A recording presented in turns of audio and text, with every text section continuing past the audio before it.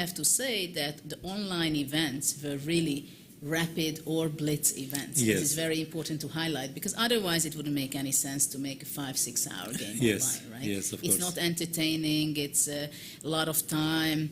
That's not the point.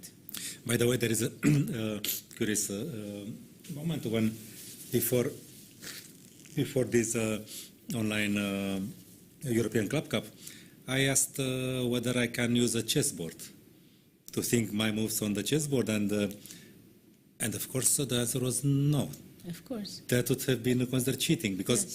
I wanted to. I mean, I wasn't planning to move the pieces, but I wanted to see that, to have the feeling that I play normal chess, but it's not allowed. Yes, So- because I completely understand. It has a different perspective, right? Yes, If you yes. see a 3D chessboard front of you, Yes. it's a different feeling than if you see it on the screen. And you have to have the same circumstances when you Yes, play. yes. This is why it was very important, which was also quite strange when we started to get back to over the board, and we had these plastic, Oh. transparent thing where you were splitting between row, line 4 and 5. Not to and talk there is- about the masks, no? and the mass. So, I mean, we are so happy that we don't have to play this Olympiad, for example, that way. But we can say that actually that all the boards are played on digital boards, which is a big thing. No, Let's say of course, 10 of years course. ago, I think it was not that all the boards, maybe already more, I'm not sure. But this is a big thing that they have like more than 1,000 or nearly 1,000 boards set up.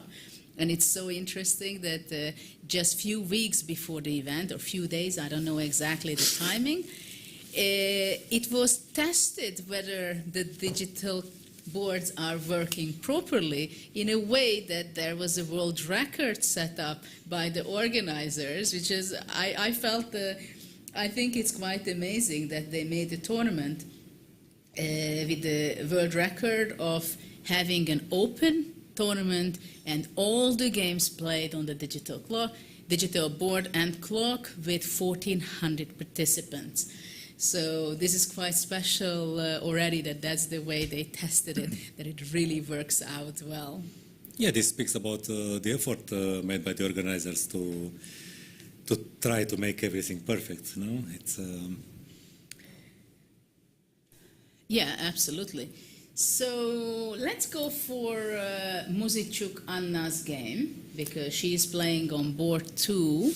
Against February. Board 1 of her country, of Ukraine, and against February Jazz. And actually they are heavily in the middle game already. So by now we passed more than an hour and a half. The games are running already. And so maybe already soon we might have some of the game finished even, because... Do you think that none of the game finished? Because there is the 30 move rule. Well, there's the 30 move rule, but if you get checkmated, then I'm afraid it's going to be faster. You are allowed to move away from the board, yes? To step away from... Absolutely. So let's see what's going on right here between Anna and Jess from South Africa, I think. She somehow won a pawn. And, well, that's what we see, that white has a huge advantage, because there is an extra pawn on c5 or a2, depends which one you want to take it as an extra pawn. And the bishop is not so dangerous. The bishop is practically blocked, the king is standing very badly, so I do feel that this game will not last very long. Also white, after, well, her move was knight c4, the last move, and her plan is to go knight b6. And start attacking from the side probably to d7, then this diagonal with the queen. It looks extremely powerful, so this game we can... She may also play a4, a5, just, I mean, the knight on c4 holds everything. Well, Queen this is the E3. difference between you and me. I You go want to knight do b6, something. I go knight b6, knight d7, queen g8, let's go home, round 2, let's go back to prepare. You're playing a4, b5, I don't know, you want somehow positionally to win. Yes. I mean, it doesn't hurt to have the pawn on a5 and then do all the things. Yeah, but if you can win the game faster, I think why not It's to true. do that? It's true. That's also. But okay, we understand and we agree that this game will not last long, and white is going to be winning this, right? Yes, there was some fourth sequence when black tried to free her position in the opening. She played c5, yes, okay, now, yes, c4, and somehow she... I played this with white. I had quite a few games. Precisely this position, yes? I think this exactly. And also. maybe rook c8 now was wrong, no? Or what did she do? It was rook c8 what Yes. she played, and DC. after that dc5 takes and b4. b4, and now she loses a pawn, no? Why? Bishop e7, c5, knight Ah, e5. yeah, this goes like Yeah, this, c5, yeah, knight yeah. d5, knight e5, so the black queen has to move If because... queen b5, then look at a4 that. doesn't look Look well, at no? this. Look at this trap. You trap the queen, yeah? Oh, this is a sad news. So after knight e5, queen c7 is a must, and now queen a4 check, and the a7 is going to be taken. Yes, but okay, just a moment. How But- did this happen? Well, it's not possible because the e5 knight is still under hanging. attack, so knight d3. I think there were games still on this, you know? I can check it. I wouldn't be surprised if there was with me too. No, there is nothing new. No? There is nothing new. No, actually, there was one game. I think a6 was played, but why? Somehow I cannot see who played it. It was Well, a game okay, played so in, after a6, it's... well, the problem is for black is just simply that she cannot castle anymore. So this is the big problem. and of black. g6 is also no, And no G6 solution is- either. yeah. So it has to be something more elaborated, either g5 or h5, And in such a case, it's always a problem that you cannot get out because bishop h6, Yes. you have to go here, white castles, and then this rook is there for quite some time. yeah, so probably she has to try g5 or h5 and I don't know what next instead Well, of she went a6, she went f6. f6. Okay, but now she took the pawn. But it's a big question that why did she think that that Anna will not grab her pawn when it's for free? So it just took queen a7, king f7, queen a3, coming back, rook h d8, white castled, e5. I understand that black is doing quite reasonable because this pawn structure is quite strong. The d3 knight is not located very well. It would stand much better on c4, right? Yes, yes.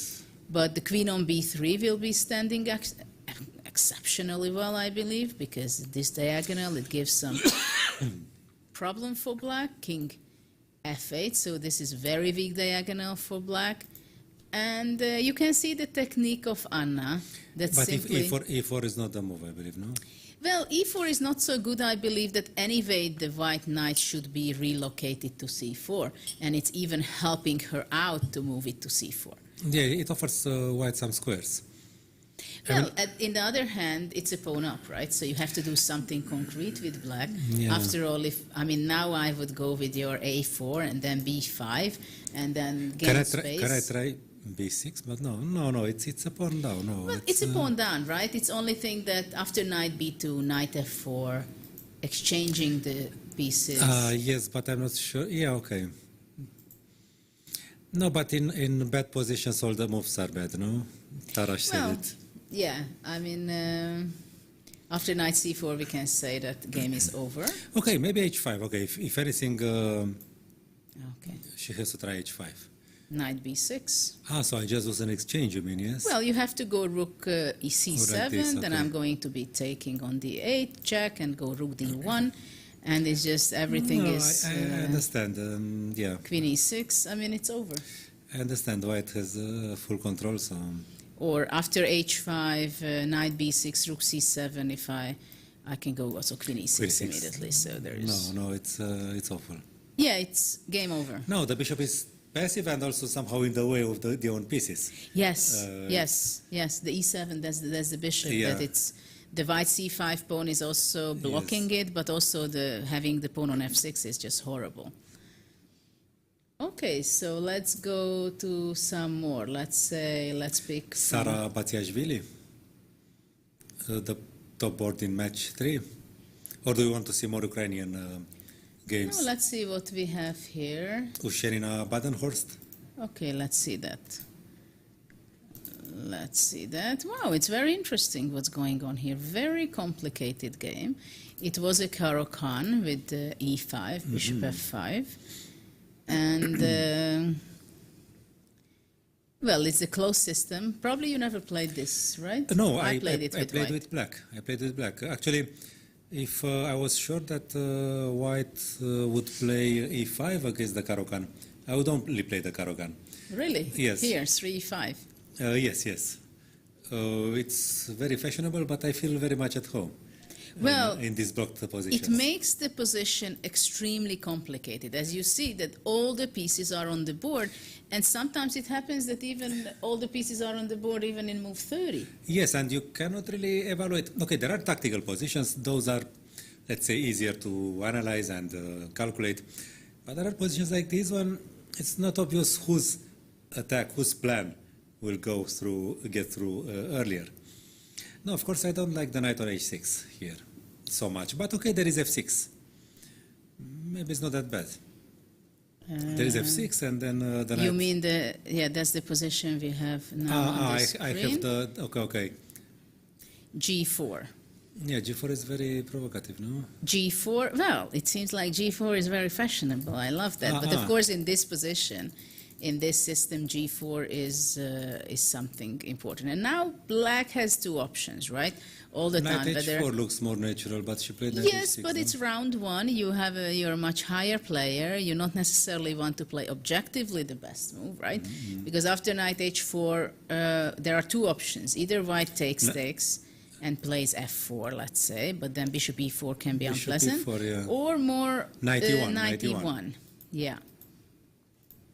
So white can go away, but even though I like knight on h4, black can even go h5. Yes. I mean, black can sacrifice the pawn and play bishop f5, bishop h3. There are squares, there are... Yeah, so after h5, maybe h3 white will be doing. Apparently G4, the position after G4 was not played. Well, maybe it's too early to play G4, you know? There was only one game with that position with the knight on f5. White went a5. So there is no big theory. After knight f5 or bishop e7, we are already out of... Yes, because somehow I have the feeling that black reached most of the things she wanted. This is how I'm treating usually the Caro-Kann with black. I don't want to go c5 quickly, because then there is this clash, c5, then c4, and there is a lot of analysis, concrete play. And of course, in forced play, white always has something. I mean, he has the right to move first, no? So I don't like that with black. So I just go slowly, you know, just developing the pieces like this, taking some squares. So this is why I like this position for. So black. after h4, after g4, knight h4 maybe objectively I would rather play this. But she played knight h6, and after h3 went short castle.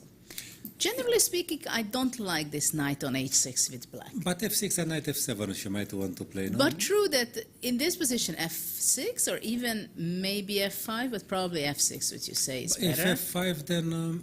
yeah, then I can push maybe g5. Maybe g5. Yeah, but it's not so clear if you can stabilize with white. So maybe even g5, f5, yes. I don't know, maybe, what about I'm panicking and I take on h6? No, I don't play, no, sorry. After castle, we have to check first queen c1. Mm-hmm. Queen c1 is the first thing. What happens if I just F6. grab a pawn? So you take it, okay, you have to take Takes, it. takes. But, Let's say I'm doing a primitive way of doing it. Take You on want to f5. take this? Maybe I can take that, no? Maybe I should Yeah, take that. I don't like this b3 knight so much. Especially with a4 Oh, in the picture. that's standing horrible.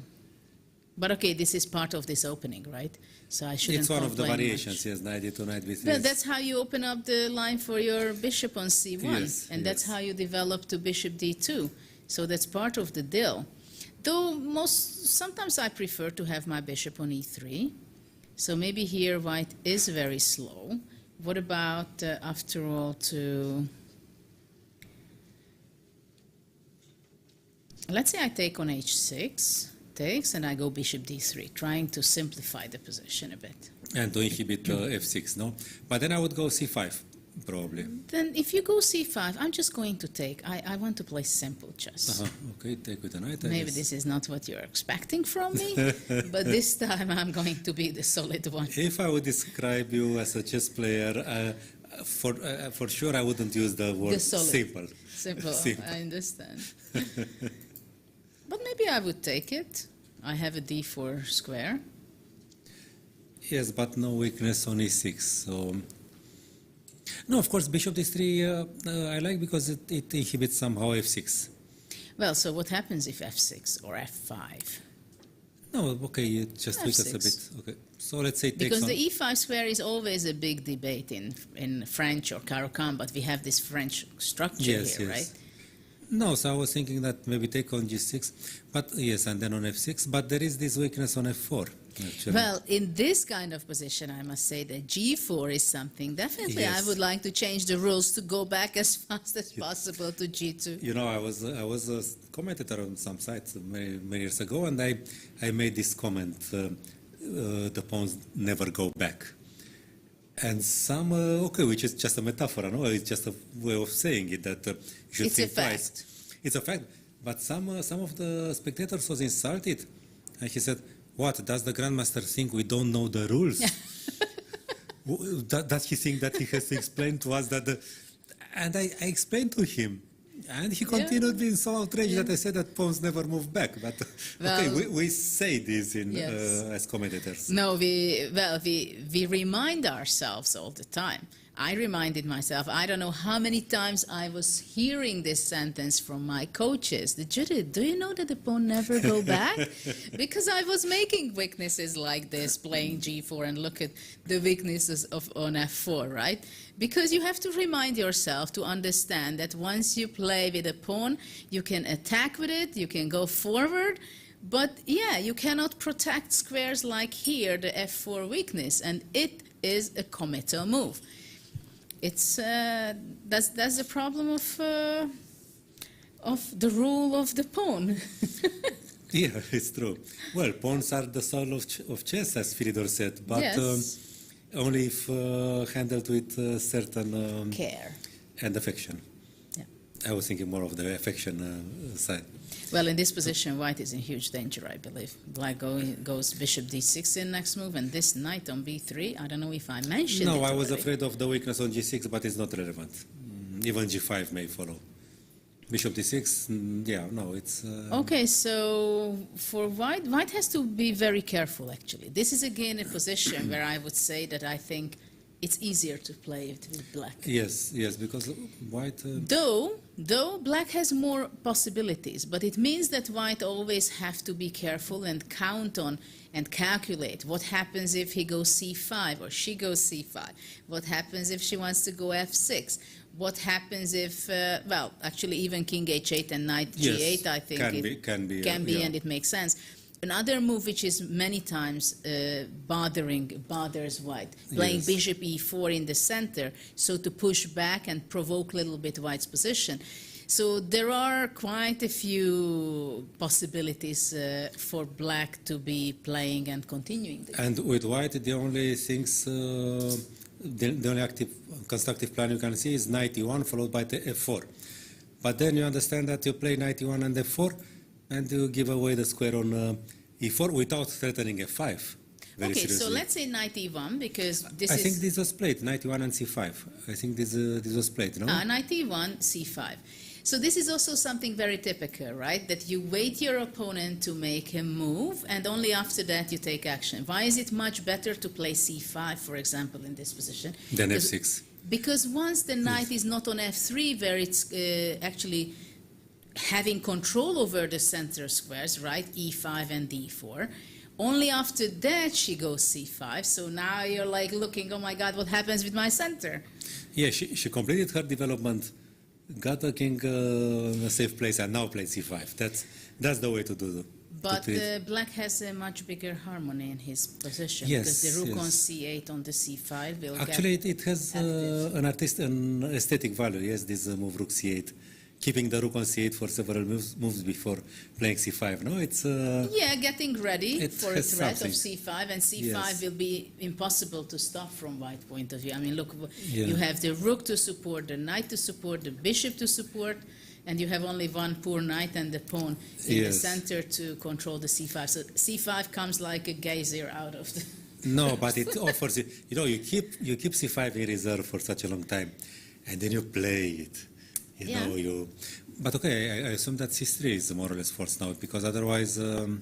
Well, after c3, what about really black is going to go f6? Yeah, maybe. Also, c takes d4 is possible, to be honest. CD, and CD. But maybe it's too early, I'm not sure. yeah, because with the pawn on Maybe, c5, she yeah. cannot play knight d3 because of the fork. Yes, because of You don't- c4. Yeah, so maybe f6, as you say, no? Well, though black is not in a rush for things, but of course f6 is very tempting to play, right? So if Knight white f7. goes... This okay, then Well, I don't know, it's scary, but let's say if I want to hold the center. you probably take on e5, no? Take on e5, takes on e5, takes on f1, f1. let's say, bishop f1, Let's say knight f7 to go to g5. and then the deadly knight will come. This G5 looks awful for white, and to no? e4. You see, the queen stands on the. Actually, initial square. we developed the queens mostly because we have to connect the rooks. Yes. But now there are no rooks to connect. Each Yes. rook had its independent life. So the queen on d8 actually, the queen is so mobile it controls both wings and somehow the center. So yes, now it's just fantastically placed for this plan with knight f7, knight g5. Let's see what happens in the US board. What do you think with the other? Or you have some other? The men's. Yeah, or who plays on third board? Was it Poland or in the ladies section? Ladies section is Georgia, but Sara Batsiashvili. Sara Batsiashvili is the first board in the match Iraq-Georgia, which can actually be... Okay, some middle game. But am I calculating right that there is a pawn off for white? I think your calculation... You have been always calculating... Well, I'm not an expert in math, but I somehow missing a pawn for white to start with. Optically, yes. So this is not a position we have to see too much. No. Let's see what we have. Sochko against Mahmoud, next match. Let's see, Poland. This is already an interesting middle game, I must say. Well, we can talk about the structure a little bit. Well, I would pick white, that's clear. What about you? No, I usually play such positions with black, but I have to understand. What was that, Spanish or? No, it was completely different opening. It was a kind of. Czech, but no, some old Indian defense. It's called. Well, it becomes very much the Malanuk system. Okay, so what we have now on the board is. So some King's Indian with the bishop on e7, which can mean many things. Yeah, of course, black can go bishop g5. Yes, you don't have a bad bishop. That's the first thing, but you don't have a kingside attack. You don't have a kingside attack. Yeah, and you have a b6 weakness, right? No, that's specific for this concrete position. Now the question is whether that pawn will be lost or not, because otherwise, knight h7 maybe, yeah. You don't like knight h7? No, there is something wrong in black's position. I mean, rook e8, is useless. Yeah, I mean, for this configuration. I don't say that rook e8 was wrong in that moment. But now with the b6 pawn hanging, thinking that there is a rook on e8 blocking, for instance, the knight's retreat, and the knight on h7 far from anything, it's not harmonious. Because of course we would like, yeah, why not something like, to prepare bishop d8. Let's say queen c7 and bishop d8 to just... Well, I guess after Queen C7, I would want to But consider bishop Bishop B5. B5. Bishop B. No, yeah, no, something went wrong earlier here. I just looked at the position on the king side, but I understand that the queen side is... Generally, right? Because, well, somehow it seems like black is behind in time. And really, as you pointed out, I think I also don't like the rook on E8. It should be placed on F8. It would be better because if you move the knight to H7, let's say, what was happening in the game, the rook is, if it's on F8, then F5 is much more powerful as a plan. Yes. No, but even when it was played, this is not the first urgency. A6, I know that. I mean, it was move 8, rook E8. Yeah, that was some time ago when it happened. I mean, what do you want to play? Bishop F8, G6, and Bishop G7 to transpose to a King's Indian? I don't know what was her with plan. piece. No, you have to prepare the play with A6, B5. Then, if the position gets blocked, then you. But rook E8 kind of, yeah. Okay, so let's see what we have now, because it seems that the opponent is not necessarily an expert of this opening, but she ended up in a situation where, okay, black wants to go bishop G5, right? So still white has to prove that. Yes. No, of course, bishop G5 makes things a bit easier for black. So how to play with white? But if knight C4, let's say. If knight C4, which is the most straightforward, attack the B6. Maybe B5 is possible, no? That's because the C4, question, whether can black go B5? Probably this is the plan. B5, but knight But A3, maybe knight let's say. A5. I wanted to go knight A5 in order to go knight to C6. But also knight A3 just grabs the pawn without... Let's see. If knight A3... It's funny, now you want to grab the pawn. I want to go position, and after knight A5 I would be happy to give the pawn with knight C6. So knight A3... Knight A5, the only question is what happens after knight A6, if you go knight A5. Your pieces are hanging. No, that was not my point to Yes. sacrifice my knight. So I played the knight A3 out of instinctive safety. Instinctive safety. Yes. But anyway, I would consider to play knight A6. So it's okay. So it's even so before, yeah, okay. No, I'm not sure because it's bishop A6 with the tempo, right? So queen B3, B4 is not possible. Okay.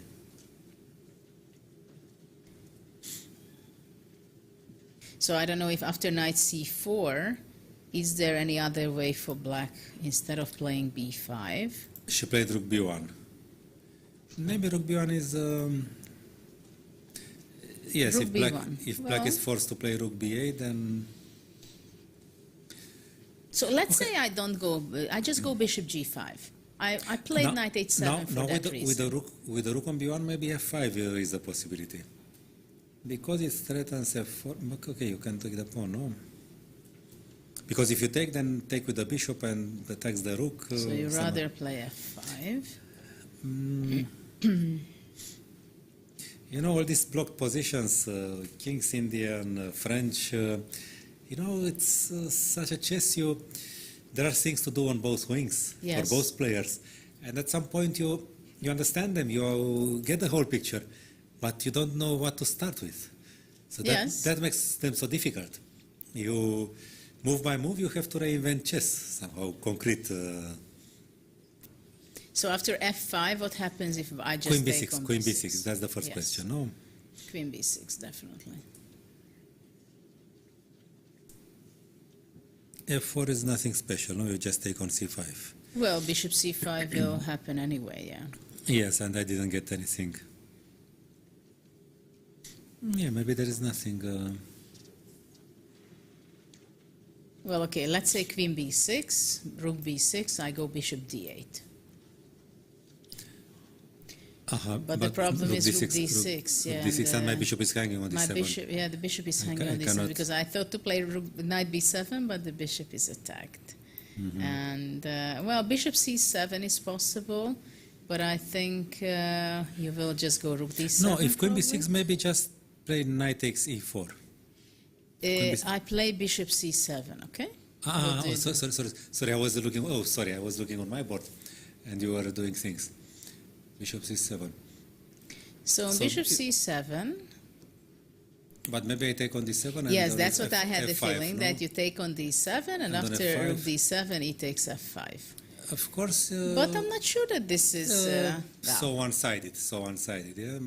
It should be good for white, but maybe not so one-sided. Yeah, I mean, here still it's tricky, right? Because, well, white has 3 pawns for the exchange. It should be much better. The pawns are not going anywhere yet. But they are here and there, right? Yeah. Then there is the c file, the second rank. Yeah. So what happens if after all, what you had in mind after f5, queen b6, maybe queen just b6, take on e4 with the knight.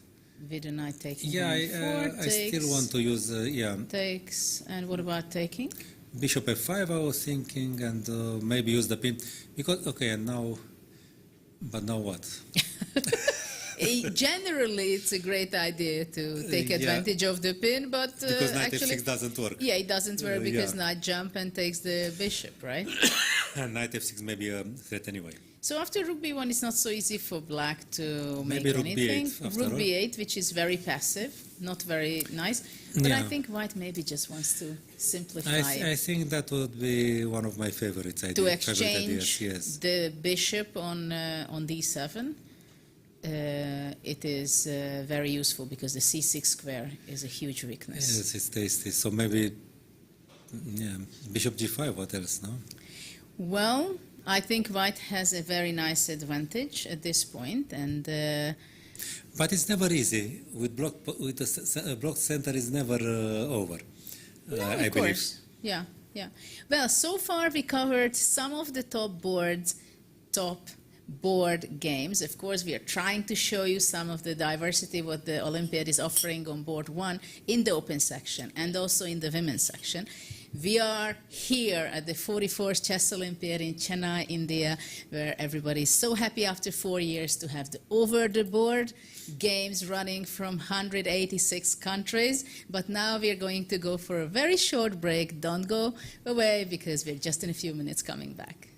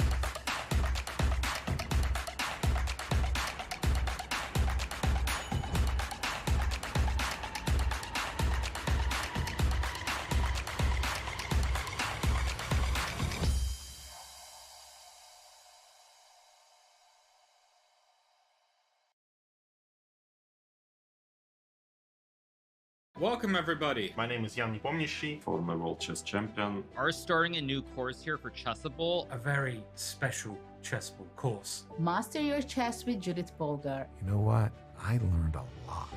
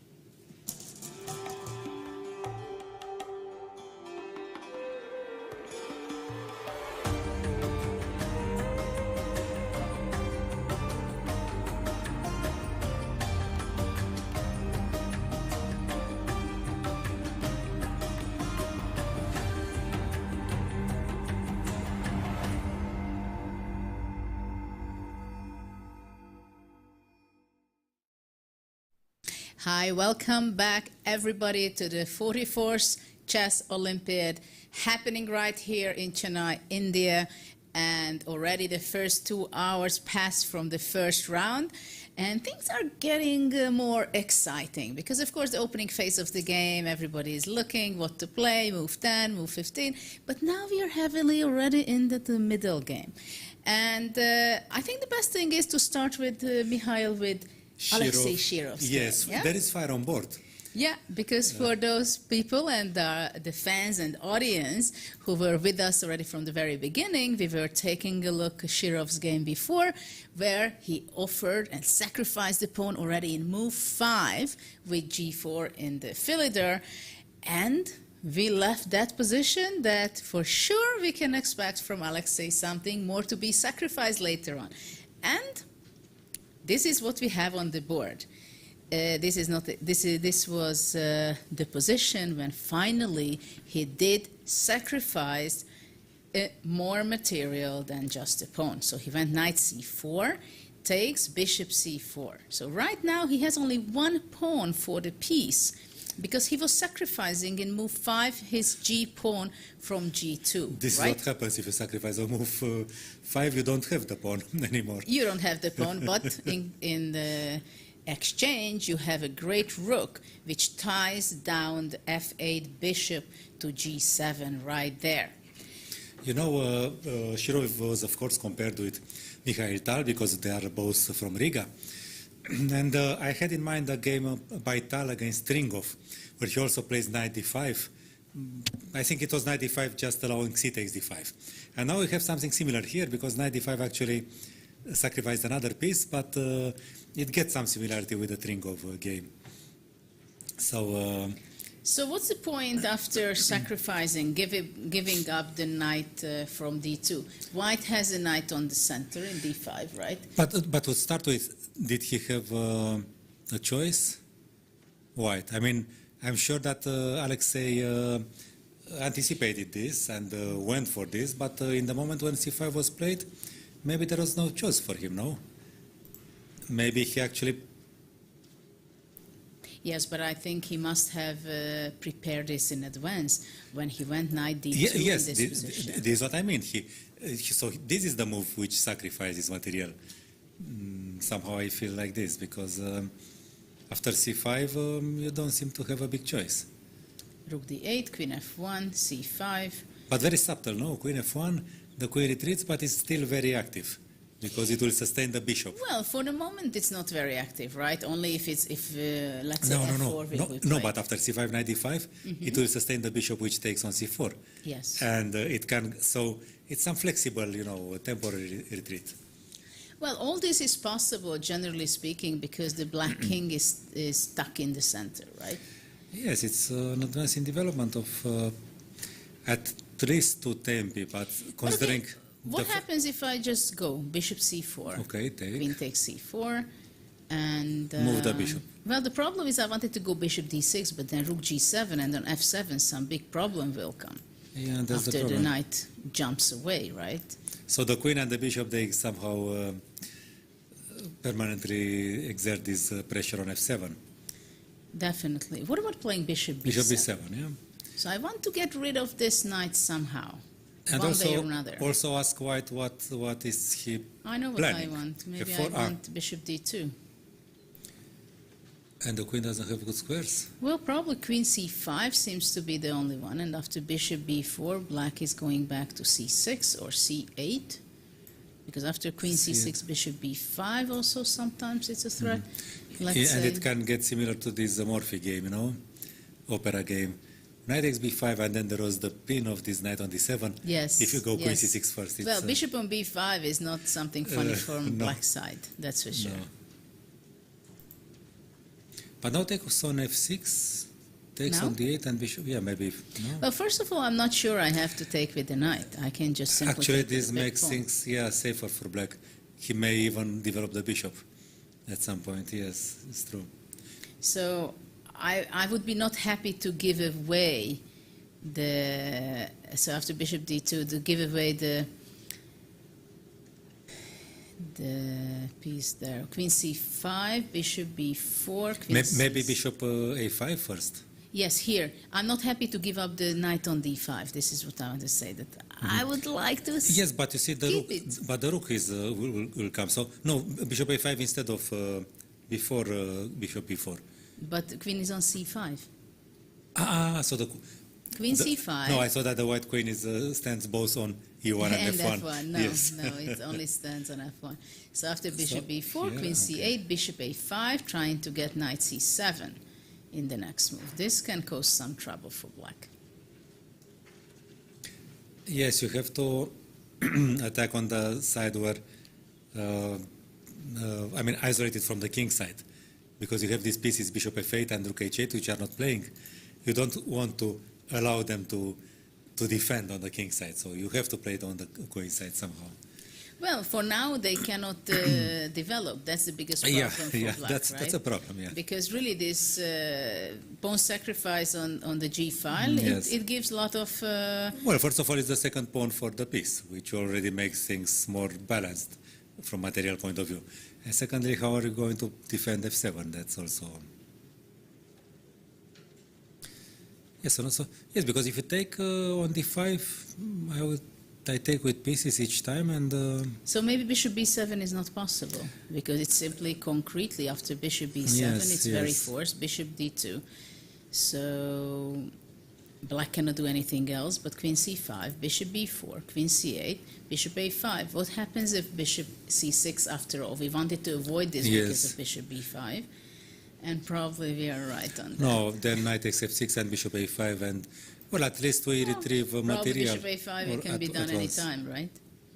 But now knight takes d5. Now maybe it's not the same thing. No, Well, I just take back. That's crap. it's still a crushing domination. No. This is not going to be else than a victory for Shirov in this position. Yes, yes. So bishop b7 probably is not a good move.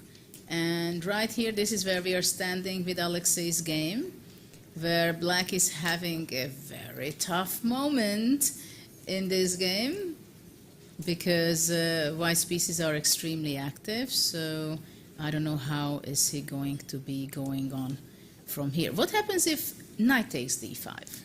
Aha. And after rook takes d5, I yes. go now the intermediate move, bishop c4, I guess I queen have to c4, take. and I find myself that my queen is trapped almost. Almost. Queen As B, we know, queen almost B4. is not in chess, it doesn't count. Queen b4, Maybe queen d3, no, just to pin the knight. you don't want to exchange. Completely understandable. And now I have threats like rook d1. No, the rook stands well there, but okay, black has Well, of course you want to put pressure on the d5, right? But I don't want to free the bishop.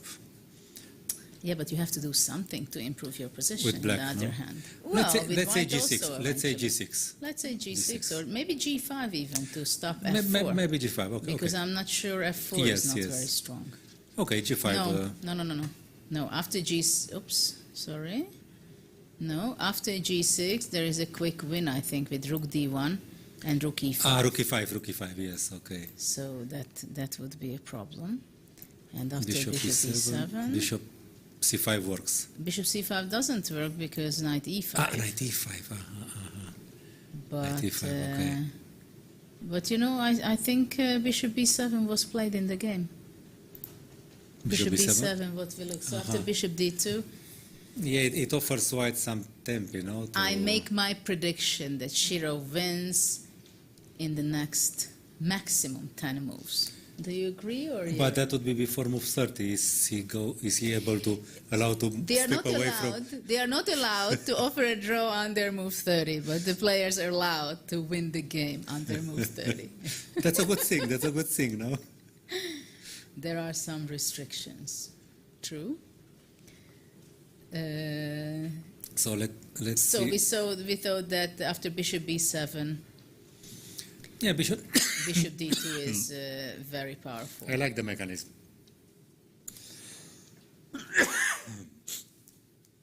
So after bishop b7, of course, what we look bishop d2, I think it is extremely powerful. Queen c5, go bishop b4, and after queen goes back, bishop a5.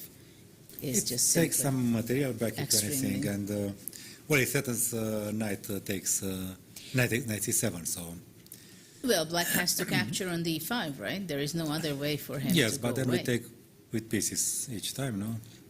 Well, takes. Now the queen is also But 1 second, maybe it's not so easy. After knight d5, bishop takes d5, yes, queen rook d5. and no? rook d5, knight b6, rook Queen e5. queen b5 check is also possible, no? Queen b5 check may be even Queen stronger, no? b5, rook d7, Now rook e5. bishop b7. I mean, now 2 pawns for the piece. Well, it will be 3 after rook g7. Well, if you want to go rook g7, rook d1 maybe also makes sense. Yes, Or also bishop b4 makes some sense. To put... white is still playing with an extra piece because the rook on h8 is not... Yeah, okay, but it's a rook. One day it can become a rook. well, yes. But I believe that for an attacking player this looks promising, no? I mean, okay, what does your intuition say about this?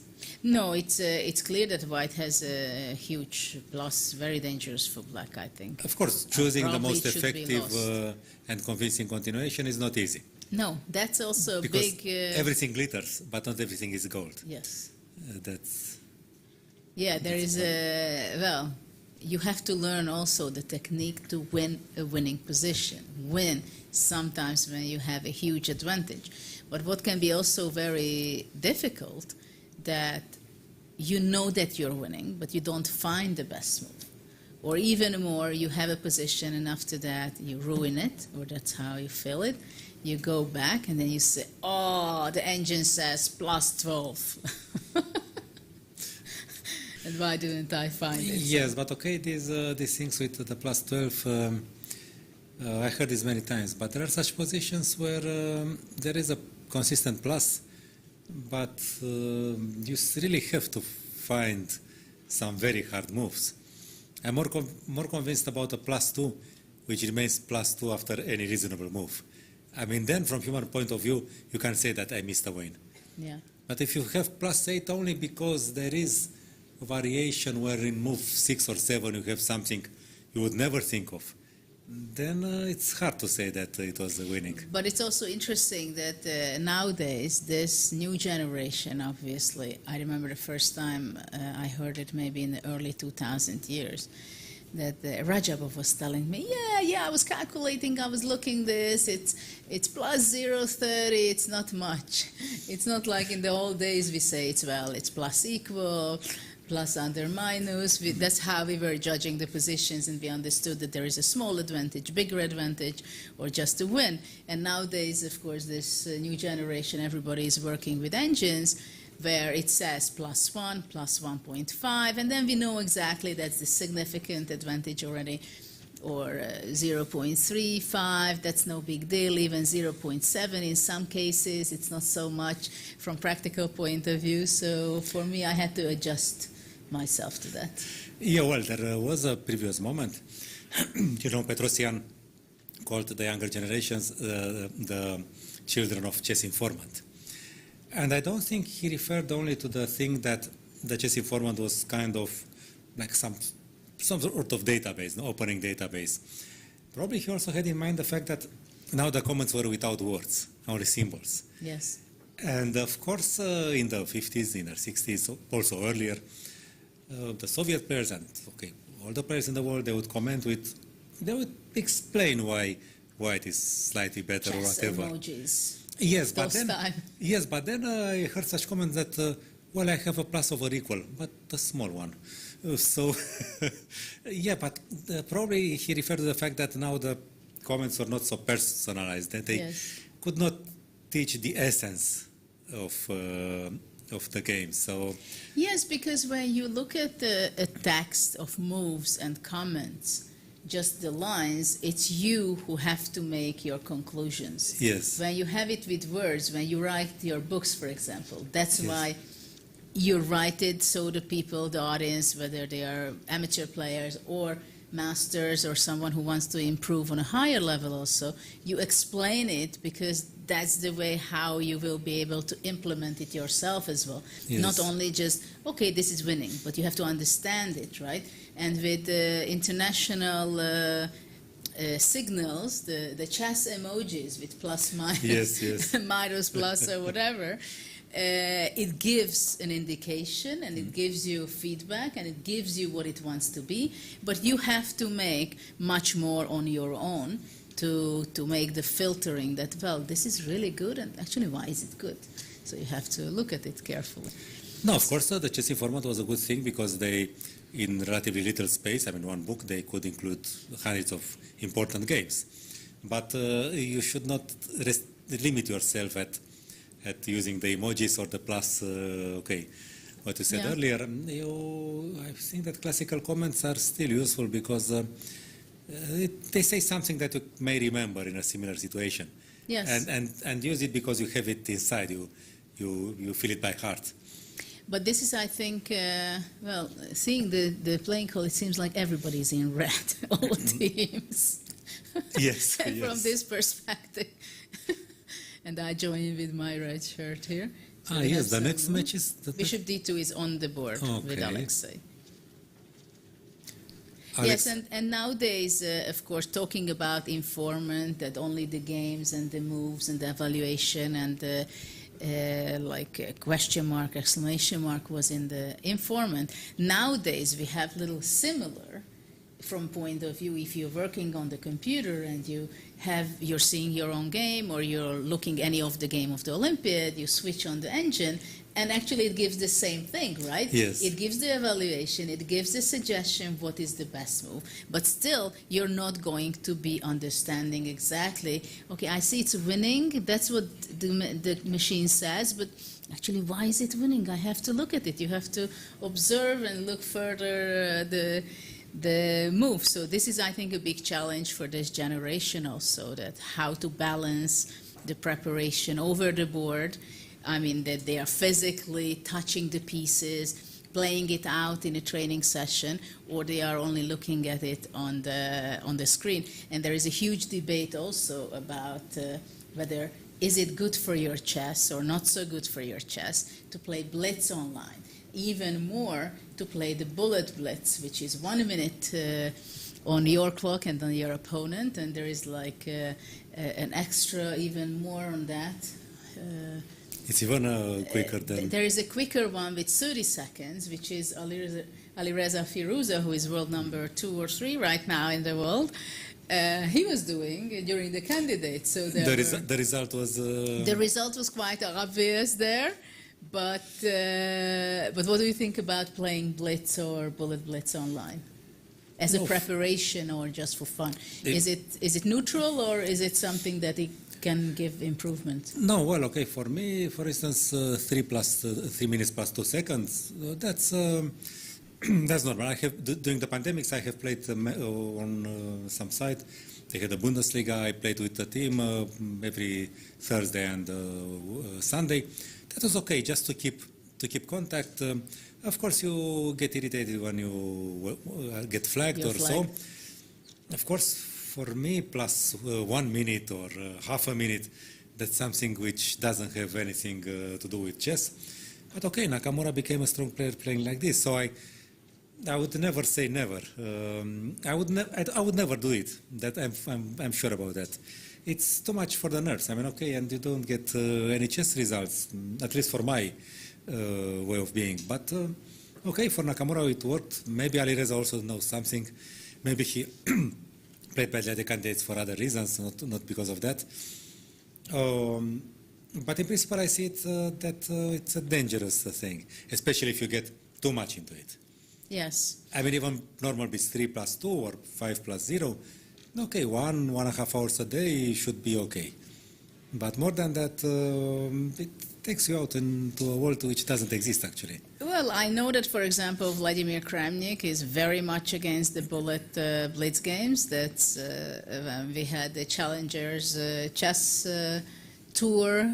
We were mentors of the youngsters, including Pragnananda was there and some other great talented kids. And we were telling, and Vladimir expressed his way of thinking about bullet chess completely. He's very much against it. I can fully understand and feel for that view. At the same time, I see that this generation, they are so much grow up with the possibility of playing. For example, I was playing tens of thousands of games in my very early year. I was with my sisters playing every day 10, 20 blitz games, to say the least. Also, I was playing like blindfold chess as a training. And I'm 100% sure if I would be 6, 7, 8 years old now, I would also play, but probably I wouldn't play with someone physically. Of course, if my sister would be there, I would be playing.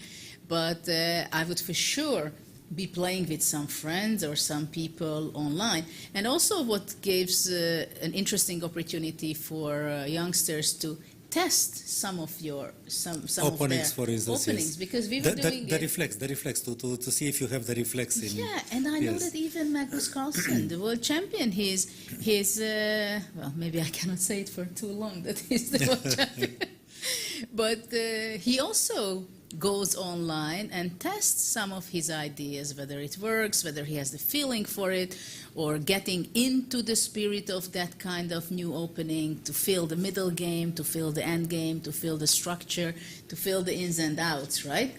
And I'm pretty sure that many of the players, the youngsters and even not the very young generation anymore, they go there and test. So Yeah. if you very deliberately know what you're doing in online games, I think it can be beneficial. No, of course I agree, but if you play 5 hours a day, then it's too much. No, that's... I think at least, well, Yeah. each of us is built Yes. in a Yeah. different way. But no, by the way, I believe that Fischer was somehow against Blitz. But then what happens in 1970 during the USSR versus rest of the world match? They organized the first World Blitz Championship. And Fischer won with 3 or 4 points more than the runner-up.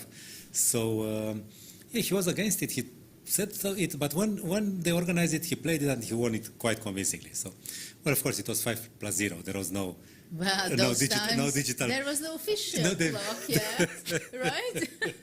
The first Fischer clock was implemented and used in the rematch in Svetistefan between Boris Spassky and Fischer. Yes. And after that, the next event was my match against Boris Spassky, where we played. It was still very heavy, black clock with yellow top of it, where we could push the clock. We still have we have one sample. My father is a collector.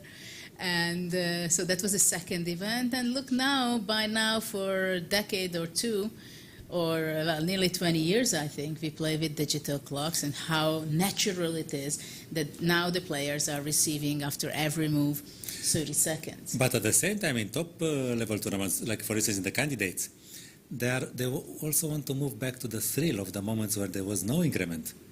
And they have increment only after the second control. Yeah, but it's strange, you know. For me, it's very strange that, yeah, we have that in the World Championship match, right? After 61. In the candidates too. And some top tournaments Yeah, also. for me it's very strange, though, that after a certain number of moves you have a different settings. Yeah, but okay, they want to make it real. I mean, to have a real-time trouble until move 60.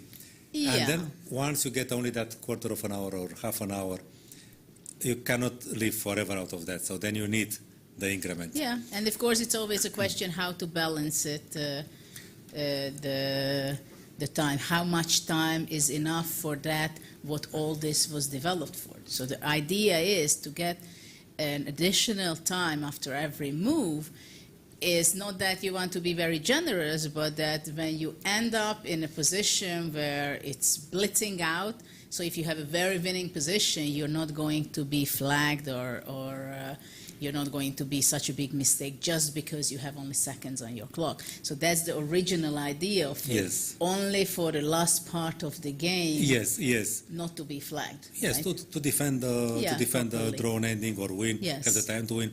But by the way, about this increment, I think we have a game finished where Muzicuk, I'm pretty sure she won. Let's see what happened in the result. she won, yes. And she did win the game, which was not a surprise because where we stopped before. She had a queen for a rook and a bishop and 2 advancing pawns in the final position. So Well, we can just bring it up the final position. So you will recognize the structure.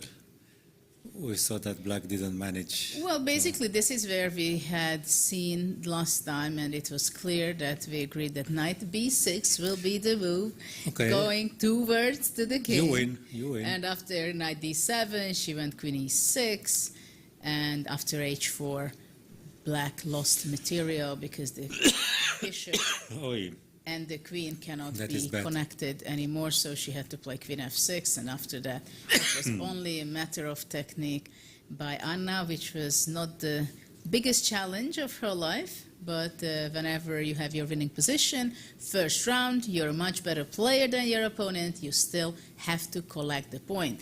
And as we were discussing, 2.5 points is enough for every team to win their match. At the same time, even in the round 1, you have to make sure that you collect as many points as possible, because there can be 1, 2, 3 teams even to have the same number of match points.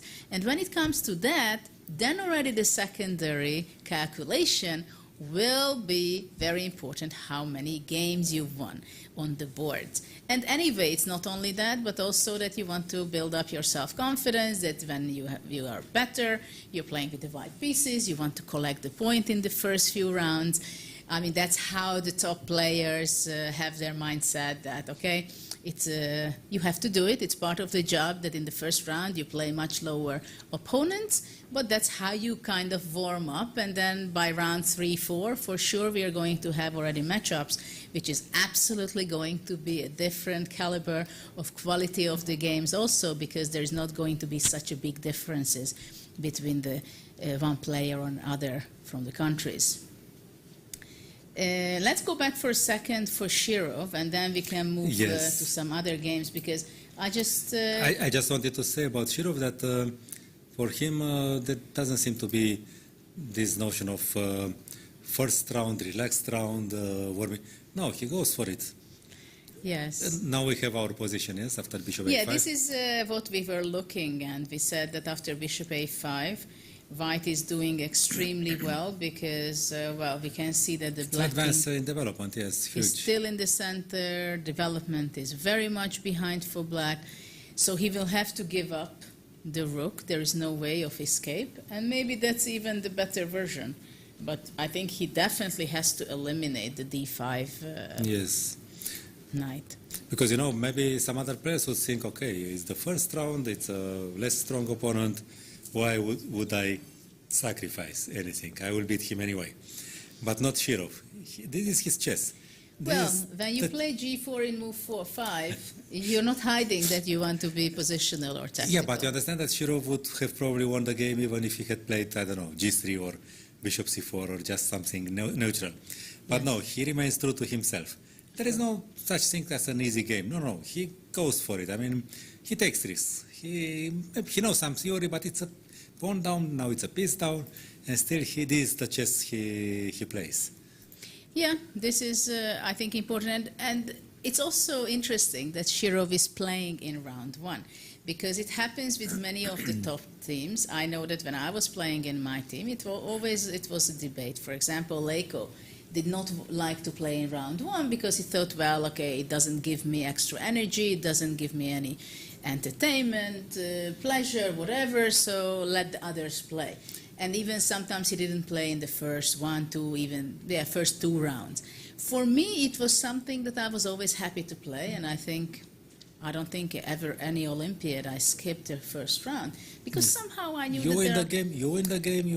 It's there good. are It's a lot positive of feeling. people around. I want to feel the atmosphere. I want to feel the whole vibe of the Olympiad. I even say hello to people here and there in the first round, so it's not the most difficult game I'm going to be playing.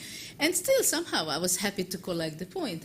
Of course, I knew that I have to collect the point, especially in the days when it was board point which counted. Yes. But for me, it was something very natural that I was playing, and usually I was playing many of the games. But I know that many players, like Magnus, obviously he says, "Okay, I don't want to play in the first round, maybe even the 2 rounds. I don't know." But many of the top players, I think they say, "Okay, I don't play. I just play when it's really tough. The big guys are coming. The crucial game is coming, right?"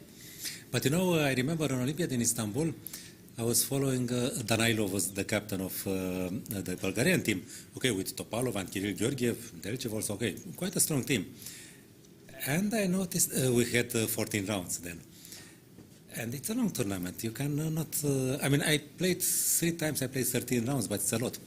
And I noticed that he didn't use Topalov and Kirill Georgiev in the first 4 rounds. He wanted them for the last 10 rounds. And it seemed to work perfectly. The Bulgarian team now got a more advanced position. They seem to be very close to a great result. But you can never calculate this. Then they lost to Finland, I believe. They lost quite badly in round last but one, penultimate round or something. You can never calculate these things. You can never know. They were on the way to a great result. Maybe medal, maybe. I don't remember exactly, but there was this, yes, I think it was against Finland, a team which was supposedly inferior to them, and they lost. So you'd never know. Ivan Chuk, for instance, plays all the games if allowed. He always plays the 14 games. You never know how it is best. To spare your energy in the beginning or to light up your inspiration and your shape by playing many games. Well, it's different for every player. Yes. Knight d5 is played in the meantime, so now Alexei is thinking. I don't think he's going to be thinking long. I think he's going to take back bishop takes d5. It was, most natural. No, e5 should also offer... Bishop d8 is not something we want to consider, right? After that, black can go knight f4. That's an improvement of the position already, no? Yeah, I think black is alive now. Well, maybe bishop b5 now, after knight f4. But bishop c6, And queen c4, yeah. Well, no, this line concretely, but I don't think that bishop takes d8 is... bishop c5. Bishop c5, rook g7. It's quite a funny position, by the way, we reached. Well, it's, indeed. Somehow the pieces are moving... No, but it's not clear now, suddenly, No, what is really going on here. Yeah, it's true. No, suddenly black's position looks so beautiful. It's the best position he had in this game. Yes. With little exaggeration. So bishop d8, knight f4. Yeah, So but it's a big question. I don't think that bishop takes d8 is such an emergency, let's call it. Yeah, so the question is how Alexei will be reacting on knight d5. We were looking bishop d5. Yeah, maybe bishop d8 you can consider, but okay, why? Because after bishop d5, knight b6. This would be the only reason, no? So what about bishop d5? Takes a knight b6, you said, yes? Rook takes. Rook takes. Yeah, this is what we look, knight b6, bishop, queen b5. Queen b5, yeah. So this was problematic for black. Mm-hmm. No, of course, Shirov knows that he has to foresee the concrete thing. So probably he wants to know in advance what he will do. Well, it's not going to be easy for black. It's not that he doesn't know what to do, and this is why he's singing. No, and he knows he has to choose. Yes, exactly. And it's better to choose earlier. Yeah. Than just write one move after the critical moment. So. No, he wants to make sure that he makes the right choice between bishop d5 or bishop d8, practically. In my opinion, he doesn't consider bishop takes d8 as such a big candidate, but it's better to decide that now.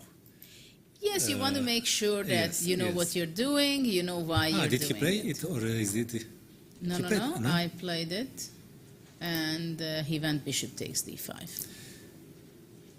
I mean, you have to make sure if You want to keep the initiative, right? Yes, you don't yes, yes. want to give the opportunity for black to get intuitively, I think he would have played bishop d5 at once. instantly. But Clear. you know that sometimes intuition can go Yeah. wrong, and there is this critical moments when you have to choose a move order, and if you don't feel it, then it will be too late.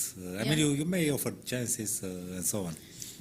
Yeah, but I don't think he will ruin this. I think No, no, no. bishop d5 is extremely difficult to handle. He takes it very The- seriously somehow. No, he knows that you have to work for your point, right? Yes, yes. I mean, after all, he gave up material, so he has to control it. That No, he and knows plus, why he gave. take it another way. I mean, he got this first round, and he already got one of his fire on board positions. Yes, I mean, absolutely. I mean, why would he want to win quickly? It's so clear. No, Well- I mean quickly by time, not by Yes, moves. Yes. Why not Yes. sit there and enjoy the feeling? Because after Yeah. the game is over, okay, you'll give autographs, but it will not be the feeling of being in the game. So I also have this feeling. No, I mean, why to hurry? I mean, just let yourself. Well, especially if you have time until. Yes, yes. I mean, now actually we can see the time. He has only 19 minutes left. And the So opponent we are. 17. It's only to move 21. So Oh. for me, it's also unexpected suddenly that we are already heavily in the finishing the third hour of play, which means that, well, we started out with 90 minutes for the players, right? So Bishop they're a6 spending is the answer. bishop a6.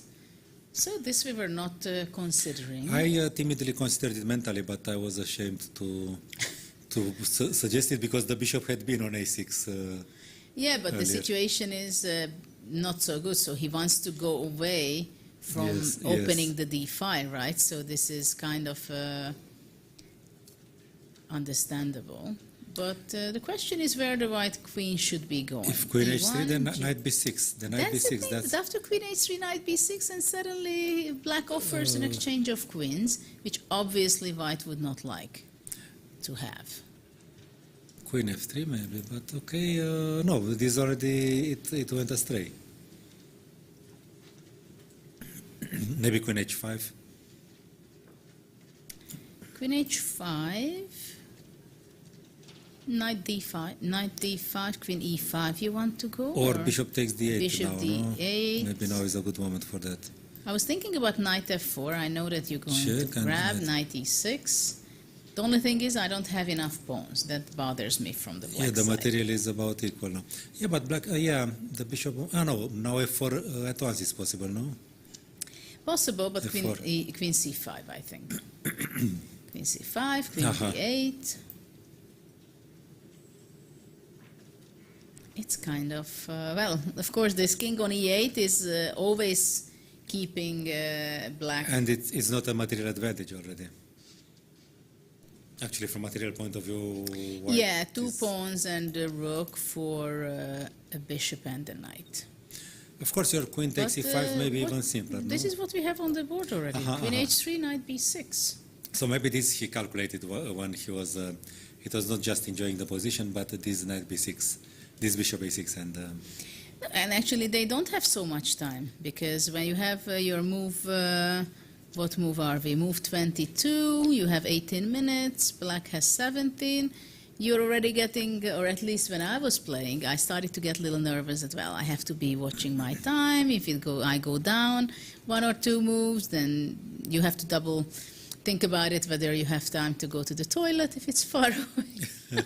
So there are some practical issues around this also. But he went queen h5.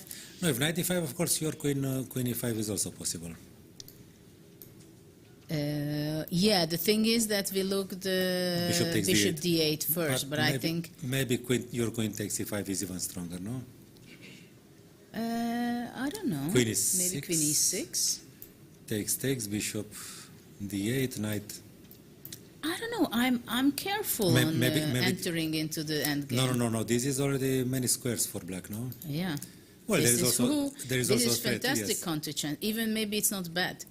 No, because It is so much counter chances yes. that it's knight is chances fusion for effort. both sides. Yes. I would say so. So- Black really have to be careful a So lot. maybe still bishop takes d8, no? So knight d5. No, I'm wondering, isn't it possible just to take e takes I was d5? also thinking because it's not a committal move.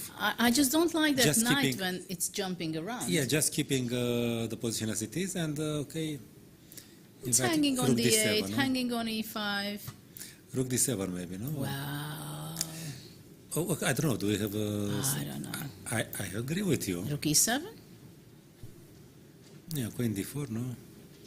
Yeah, I mean, okay, white has 2 pawns only, d6, but look, I mean, d6, look d6 this. d6 is coming, then rook e1, it should be winning. No, I mean, No, maybe this your e piece takes is- d5 is the best. I mean, why hurry? Why hurry? Yeah. We have all the good things there. But basically, right now, there is no other move than taking on d5, right? If queen c7, Bishop then f7, no? bishop f7 Yeah. is going to be the move. And Rook then d8 check, even. king e7. What a pity that we didn't play bishop takes b6 earlier, so to have queen d7. Yeah, but we are okay. not, we cannot, Okay. it's not fair to complain from white point of I view. was I just think. speculating, no? I think if white is complaining in this position, there is something wrong with the judgment. Yes. Okay, so let's see after queen h5 how black would like to still hang on for a few moves. Yeah, bishop Because- d6. No, knight d5 and bishop d6, no? But a rook Well, d7. knight d5 takes bishop d6, then rook g7. Or take on maybe take on d8 first, because rook Because d7, of rook g7, rook rook d7, d7, and yeah? finally, I don't know. Okay, finally black maybe is still alive. So after Oh. bishop d6, but then maybe this is not bad, yeah, not take- so bad. yeah, Takes, take, takes. And after rook g7, Queen queen f6. f6. Oh, but it's not that clear either, no? Rook g1 you have to go. Rook d1, no? Yeah, but I wouldn't be happy with white if this is the position I have to end up. I would have hoped for more, no? Yeah, I don't like this bishop pair from this side. Yeah, you would have hoped for more. So now we understand why So Alexei bishop was... d6. Maybe still rook g7, no?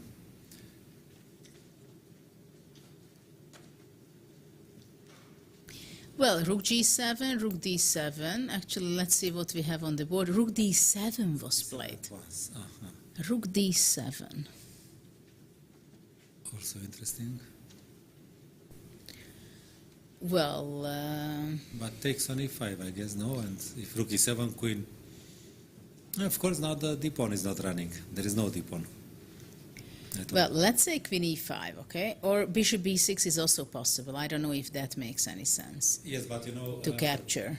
No, but we are not afraid of knight takes d5, because then ed, this is the thing we will be missing. No, the only thing is that maybe somehow with the defense, for example, Queen d4, and now Well, we also have the threat. this is... We also have the threat bishop b4, so maybe it's not a bad idea to keep the bishop. Queen d4. I like that bishop somehow. It's if knight d5 ed, we got this position and we're happy. So what with it. happens if just black goes back to d7?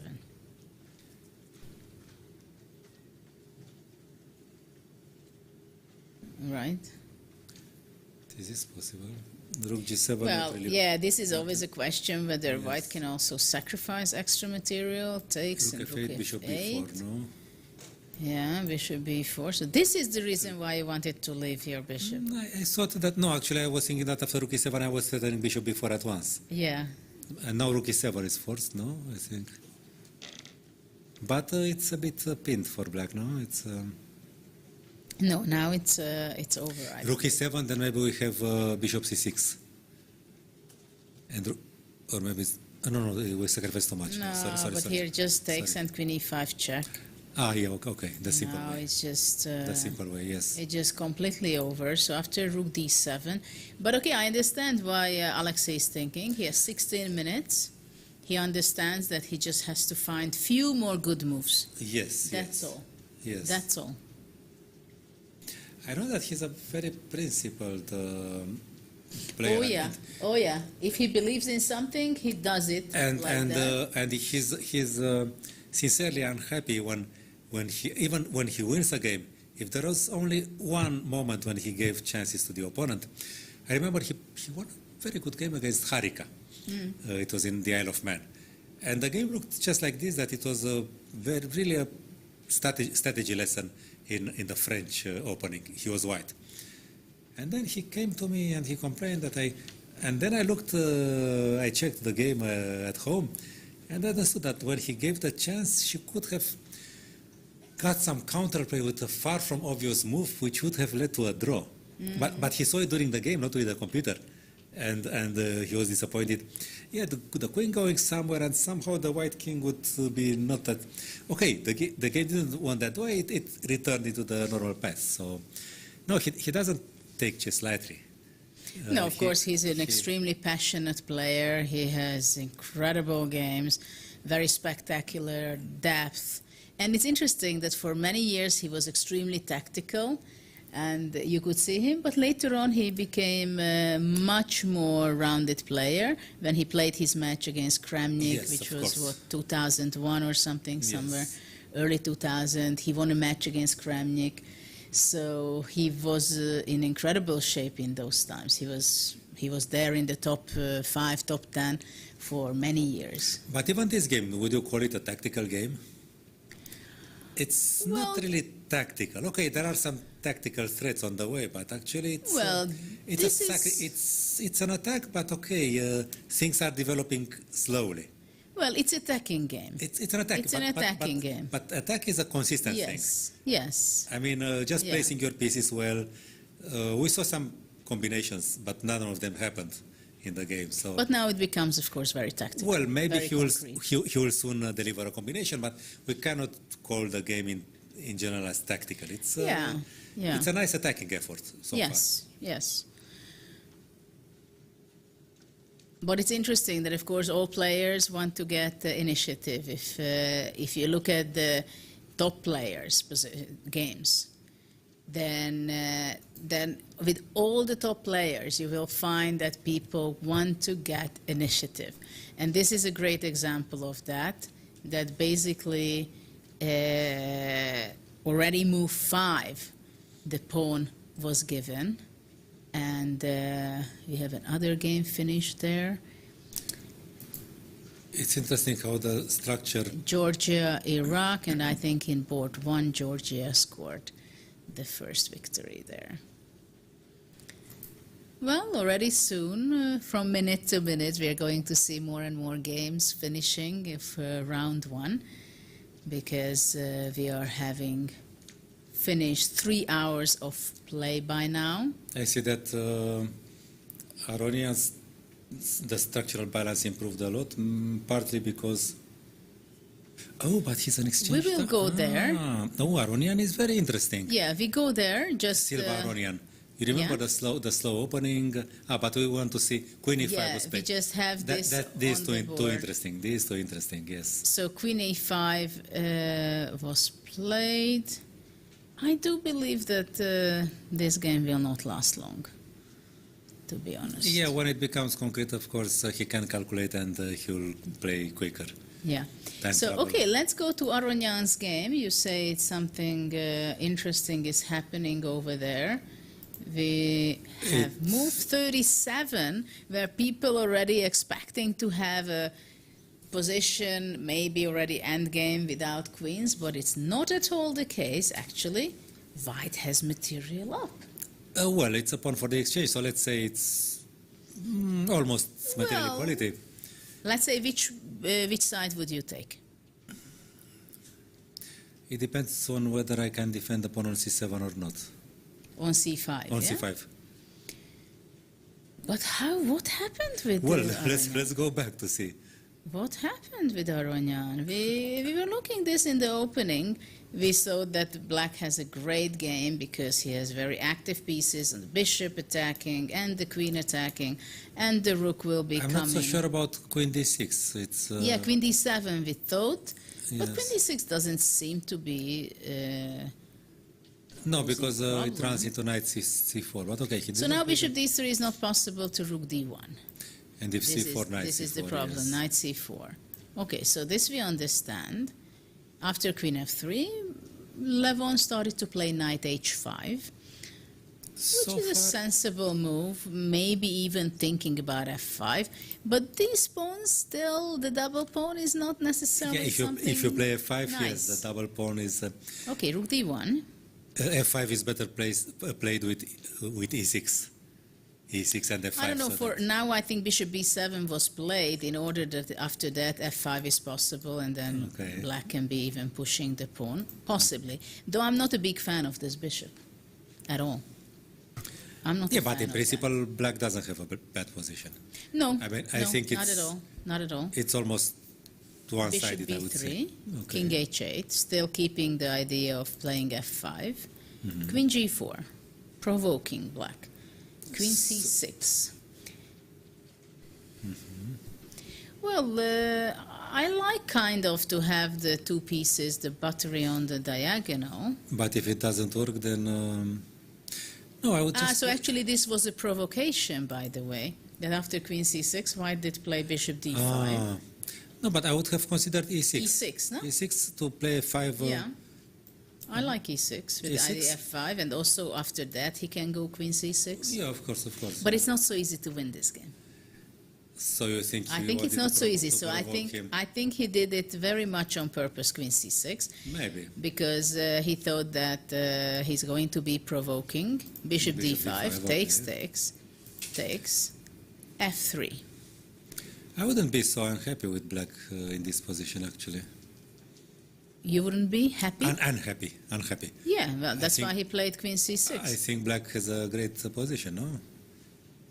Yeah, I think black is completely fine. He has complete compensation. I mean, this knight also on a3. And I now- mean, this bishop on b7 is incredible powerful. Queen c4, queen More d6, space. queen a4. Well, I would rather play this with black myself. But queen b8, and then white started to go b4. I think generally black should be somehow fast, but still, it's a He very lost- tricky pawn structure. He lost space somehow. The queen went there. And then look at the f3 pawn is blocking the bishop on Actually, b7. Yes, actually, it is very irritating. So Yeah. maybe that bishop on b7 is not such, especially with the queen on b8, because there are no sacrifices on f3. Yeah, that was not nice that he had to go back. If he had to go Yeah. back. C takes b4, queen b4, rook e8, c4. No, something went wrong in the last few moves for black, I think. Yeah, I think that e6 would have been safer somehow. I mean, okay, exchanging. Maybe this exchange sacrifice, it was not so easy. It should be reasonably good, but it's not that. It's less good than it may optically look. Optically, it looks yeah, optically absolutely it great. looks pretty good. Yeah. But concretely, if a player of Aronian strength, no, because no, okay, White is not worse at all. White is playing now, no? White should be slightly better here, I think. I mean, It's clear white is plays, taking the play is initiative. very easy for him, no? Queen b1, king g8, coming back, Yeah, it's, of course. bishop c6, queen b3, knight c5. Well, white took. I'm not sure I would be taking though. Yeah, but because there is a it's- weakness on b6, no? Okay, queen c2, bishop d7, rook b1. Actually, this also, yeah, this makes sense too. Now Queen there is- c1. Of course, white is going to be alternate the attack over the a5 and Yeah. c5 pawns. Queen b6, rook b3. Now regrouping to d8, which makes a lot of sense. this actually. queen has moved quite a lot, no? Yeah, and it had reached to the same place. Basically, from d6, it went to d6, c6, I think, Some other place, then d5. then d6, c6 again, or c6, Yeah, d6. I don't know. Somehow it has a artwork. Of on course, the there are board. some games of Karpov where he does this with some piece going around, but But now I think he was fortunate that he Yeah. could replace his queen to d8. yeah. Because otherwise there are Rook eb1, rook b8, And queen e3. queen e3, and finally he pushed e4. He wanted to get rid of his pawn, you see? You see, he couldn't stand it anymore, the block. But this is already bad for black, no? Well, white has an exchange up. With He equal doesn't pawns. even have, extra pawn. No, okay, there are technical problems Difficulties, to win yes. this, no? Yes, that's true that... But still, the knight, no, the knight... maybe some king h1 to start with. It's not so easy to improve for white. Yes, because if knight c3, then maybe rook b4. And this e4, I think, was very nice, and it's so typical. Again, talking about initiative. The top players, you can see that they just like space for the pieces. This is a very good model position for that, you see? Yes. He just can't stand it anymore to have this frustration with the pawn on e4, on e5 to block it. So eventually he wants to reach out with his bishop to d4. Yes, because if takes with the pawn, then bishop takes b5 and... Yeah, that would be a blunder, right? Yes, if, if takes, that's a full blunder, and actually black Yes. would be winning the game. Even this would be not winning because he could just go away. Oh, And it's a win. yeah, oh. So it's incredible that it seems like it's not easy at all for black. So this is a typical position, typical game, where you have a top player playing with the black pieces, and still the white player who has a few hundred rating points less is actually black is suffering. How to win the game, how to hold the game possibly. But of course it's I would rather play it with white probably, No, but still it's extremely difficult to win. No, this is, I think we can say after e4, if e4, but why didn't he play queen c8 Instead of what? instead of e4? He just wanted to get rid of that. No, I think there is, no, he has to defend on c5. Well, knight a7 is But possible rook to b3, exchange. rook b3. Yes, exchange. Okay, queen c7 is forced, no? Coming back. So he didn't like the Well, idea the of... question is whether who does it favor. For example, you go away, I don't know where, queen e4. And tonight... No, but now it will be not so easy because the a5 is also under attack, you know. Mm-hmm. So I'm not sure. I think he just felt that the e5 pawn is something that it doesn't give him extra. No, but the question is whether now the position will be not the same, but without the e5 pawn. But I think he you wants don't to like. be using the e5 square for the bishop. He wants to go active. He wants to go queen g5, let's say. He wants to somehow... No, but now if, let's say, knight c3. Rook Then b4. rook b4, we talked about that, yes, okay. I mentioned it. Even that maybe not so simple, because takes and knight b5. So the structure is, I don't know. Yeah, it's not obvious. Maybe I should just go rook b3, you know.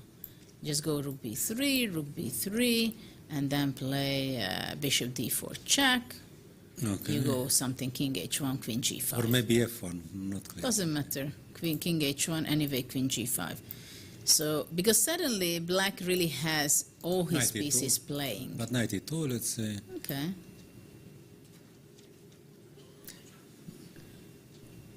Okay, there is some temporary initiative, but okay, you know, a pawn when you are in exchange down. And you didn't avoid the rook exchange anyway. That's my problem. Okay, so what's the situation? He went e6. Well, maybe knight c3, rook c8. And the knight is hanging on. Yeah, maybe he can keep it. That's And it's not obvious. a good option. Yeah. Yeah, I think the knight should be standing on b5. b5 for the time being. Actually, white is not better, I think. Sorry? I mean, white is not better. I think, well, this is a very big difference that white has on f3. Do you think not that on white is f2. not better here? With equal points? I'm not sure for practical how really white. From practical point of view, I'm It's not sure. easy, that's sure. And it's also extremely dangerous for white, because if black has the time to go queen g5 and bring the bishop as well, white can also get in trouble. Yeah, it's true. So it's a very intense position. I don't think that Aronian is that optimistic. No, of course not. But okay, for them it's not that important. What do you think about checking? Because I see the games are running on Yes. the US boards, and I saw Wesley we So. don't. Okay. Wesley So is playing on board too. So let's see now how the team is going. The team is, I think US is leading 1 point. If I see correctly on the screen, then I Yes, think board 3 Dominguez, won already, Lenier right? Dominguez, yes. So Dominguez he won. They leading 1 point. So let's see in this position. White is Wesley So against Miguel Sergio. Okay, he has an extra pawn and a better structure. Extra pawn, better structure. The bishop is a bit... Well, is not passive. very active, yeah. Well, white will have to need some good technique, I guess. Knight d6 was the last move after rook He a7. wants to go to c4 maybe somehow. Yeah, maybe knight c4, of course. Well, passed pawns can be very dangerous. I mean, if black will have the... But okay, the king is close. But just in case, I mean, sometimes such pawns like a5 and c4 can be quite dangerous. Though it's not so easy for the technique. Yeah, the bishop does not have moves. Because once white plays f4, then the e4 square is going to be. That's right? that's e4 nice. is not easy because, I mean, there is a control over the e4 square. Yes, and there is also always also knight c3 check as intermediate move. Yeah, and as we know, the knights are tricky. The knight should not move away from e5 because this would allow knight c4. Yeah, so what about attacking the knight on d6, playing Okay, rook e6? that rook a6 that is a reasonable. to push thing. away. So is black going to play knight c4? Yeah, that's the question. Does he has enough dynamism?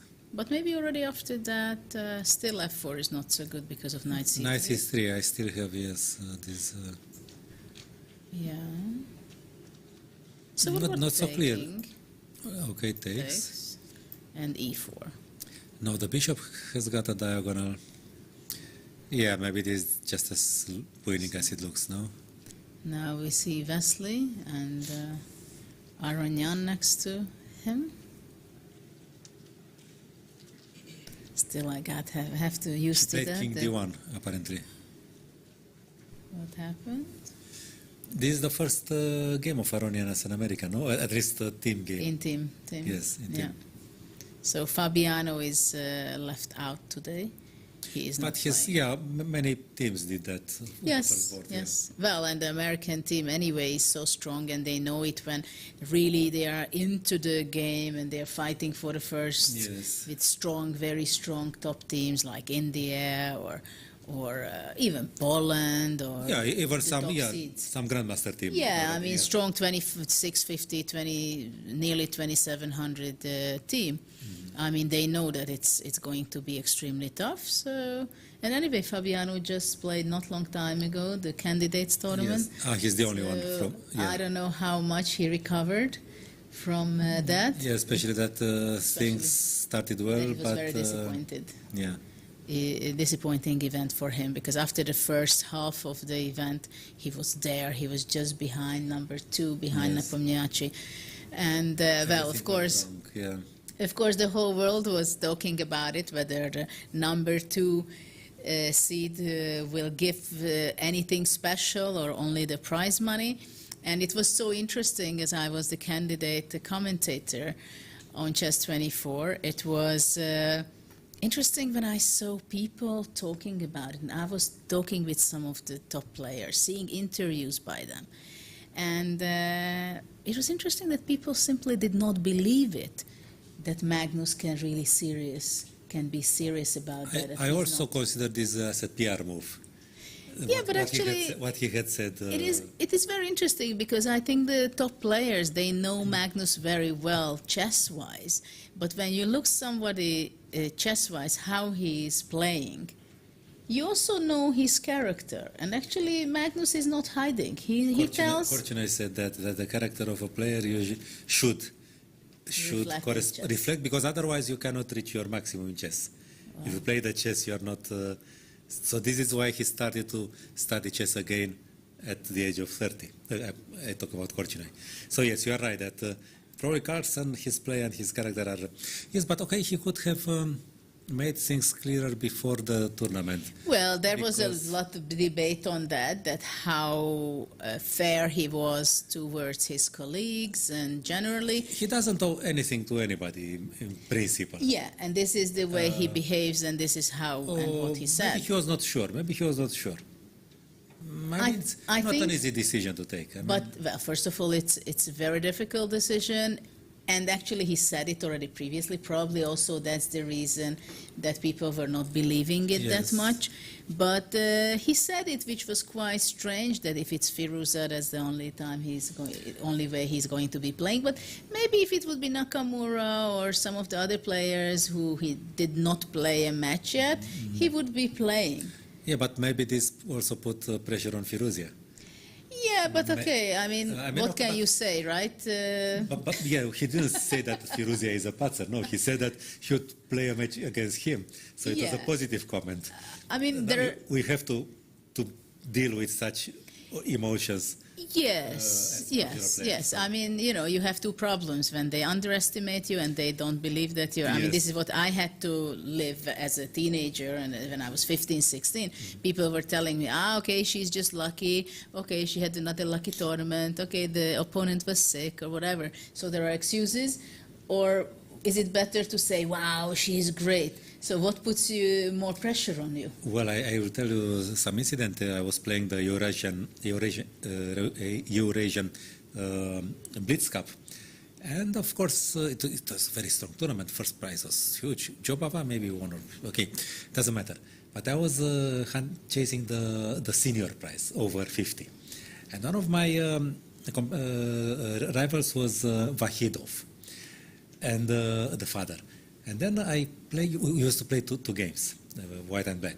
And I play with his son, which is not a bad player. And before the game, he started saying, "Oh, I love you, King, your book so much. You are such a good." And I felt that something is wrong inside me, and I lost. No, he's not a bad player, but okay, 2400. And before the second game, I said, "Okay, now I will avoid this." But again, he said, "How beautiful my," and I lost again. So now everybody knows if someone plays against Mihail, you just say that how great your book is, and then you win the game. But next round I played with the father himself, and I beat him maybe 2-0, maybe 1.5. So somehow I was there in the prize race. No, but I know that it was my problem. The young opponent, I mean, he was just polite and saying good things. Yeah. But it was me who, I understand. You have to manage the positive emotions. I mean. My wife, after today, sometimes says, "Oh, your books." Well, yeah, so it was very interesting to follow it very closely, the candidates tournament, and I'm pretty sure that many of our viewers and who are watching us now was following very actively the candidates tournament. And at first I also thought that, I mean, why does Magnus say something like this? Is he serious about it? And the more I was thinking about it, the more the way I saw how the candidates were unfolding, and it was clear much before the end that Nepomniachtchi will be the challenger again. And I was talking with people who are near and close to Magnus, and it was more and more clear to me that he's very serious about that. And it shocked the world, but don't forget that we did not have something like this 50 years ago. Already, because it was Fischer who did not play, but it's much worse. But he retired completely. This is. No, but I can understand the pressure on Carlsen, because for how many years he has been #1 in rating? More than 10, I think. 10, 12 years. He has won 90% of the tournament he has played. No, sometimes he loses a game and he doesn't win the tournament. So he has proven that he's the strongest, at least according to the results. He's the strongest player on the planet. And then every 2 years, his title depends on these short matches of 12 games. And probably this is what he cannot stand anymore. Because, and so he wants to detach himself from the world title, world champion title, and the position of the strongest player in the world. No, he's simply the strongest player in the world, and he will stay like this as long as he will keep the level, no? And he will not have to bother about the title anymore. Yes, I mean, this is what he says, and we can all be happy for that, that he's absolutely not thinking of a retirement. He just wants to enjoy life and chess on his own way. He still enjoys a lot playing competitive chess, and he's going to be playing right after this. And so there He are... may come back to the cycle at some point if You he never know with him. feels But, it okay, challenging. he's a world champion who plays poker. He's doing this and that, and after all, he does really not owe to people that he has to be defending, and the only way is to give away his title to lose a match. No, of course, I Right? cannot agree to the fact that, okay, Fischer was owing anything to... I mean, okay, he did his job, he played his fantastic games, and then he retired. Okay, the same Carlsen. I mean, he doesn't owe anything to anybody. Okay, except the fact, the eventuality that there is a contract. But to the fans, of course, he does... he plays his games. I mean, he has to think of himself, first of all, no? It's not... So on. How is Shankland doing? Well, he has a nice Let's see end his game. game. Well, you know, Shankland has such a Oh. beautiful ending. Yeah. You would be glad to have it against a player of your rating. Yes. We say, okay, I either win or not. Yes. But if you play it against a lower-rated player, what if he's not winning? And it's not only that you have a very beautiful positionally developed position, right? I mean, look at this C file. Okay, to start with, not this. My feeling is that it should be winning, but not in a simple way. So, what is the real point for white? C5 square is something exceptionally important. The knight can jump there anytime. But there is no knight. Shankland. On my position is by far more advanced. Yeah. There are no knights on board. It's I have only 4 rooks and the bishops. The king is on d3 already. But I don't know how did Aronian finish? So I think just now we are going to go for just a very short break. Just a minute we are going to come back so to make sure that we can provide you the next game and analysis. Let's see. Aronian also finished the game. Was it a draw by repetition or what? Let's see what happened between Aronian. Here for the draw or what?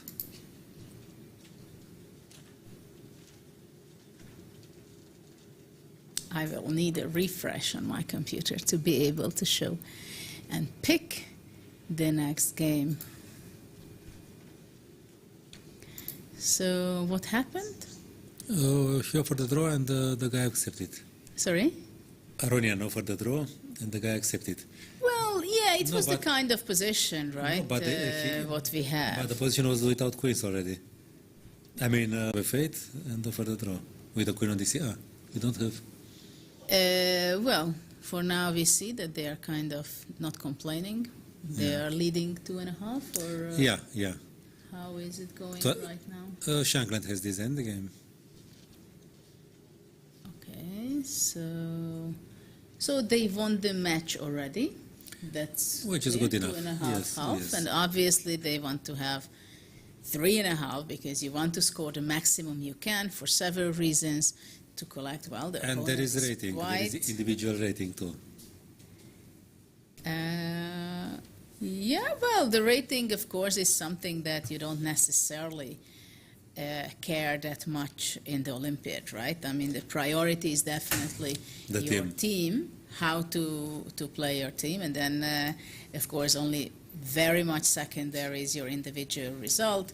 Of course, it's sometimes there is a debate, and sometimes There are discussions whether should you be playing in the last round, ruin your medal, for example. It happened with me also, that I was playing. And so we do have the game, so we can shortly see. Yeah, the last game is running with US. Fantastic end game for white, but as said, if you're not sure that it's winning, it's a bit unpleasant, no? Well, it This is. was some sort of Zugzwang, no? Bishop A8 was played out of Zugzwang. Well, it is a very instructive endgame, I must say. But maybe king... No, of course he doesn't want to allow king d4, but white can play f4 and king d4 anyway. So I was thinking that what about if king e6, not to allow rook c8? Somehow bishop a8... Well, but that's also kind of logical that black does not want to allow king d4 for nothing. Okay, king d4, obviously. yeah, at least f4 is also some sort I mean, of... maybe white will play f4 anyway, but... and it's still a Zugzwang now. Well, it's still a yeah, I Zugzwang. mean, it's just white improved on his position. I mean, I guess, I'm not sure Shackland wants to win this game so fast. It's just heaven, right? The same thing I said. No, it's such a pleasant position, no? Yeah, I mean, you want to enjoy, right? I mean, you can play bishop b3 to put to b3 and then even to play F3 and a4. d4, yes. Yeah, I mean, there are, so this is why, I mean, just for sure, Yes. I think it's good Yes, for black yes. to provoke the move f4, right? Because at least there are limitations for white, Ye- less yes. options. So f4 he can do anytime, but maybe he has something different also. No, I was thinking of rook c8 now, no? But the question is, why are you so happy with rook c8? Rook e8, so I Eight, get my let's king say, anyway. Yeah. Well, the question is king, well, But anyway, yeah. I get my king. Okay, take. yes, but the question is whether the rook off, one pair of rook, does it favor white or black? Because now there are no entries for white, right? No, but now there is a plan with with bringing the bishop to b3. Your plan. So still, how black would be reacting here? No, it's also some sort of Zugzwang, no? If I play bishop f3, bishop g2, I will... Okay, but it's black to move, and I still have to figure out No, what move can I play. This is even better that it's black to Yes. play. Yeah, no, I mean, objectively, has to be a win, right? The king cannot win. It's cannot such a move. classic way when you have this optimally Like in the placed. Averbach books, no? Yeah, it's like really the example of great, very instructional position, that how to gain the d5, and even sometimes that's not the best to take it, right? Yes. Just to put the pressure, it can be a killer. Well, I was talking earlier about waiting for your opponent to help you. But Zugzwang is something like this, because the opponent is forced to help you somehow. Yes. But okay, in this position, if there is no Zugzwang, let's say, isn't it just as well winning? Because I love Zugzwang myself, and probably if some of our audience know my courses, my Chessable courses and my books, I love Zugzwang. It's one of my favorites from my childhood. No, the plan would be to bring the bishop to b3.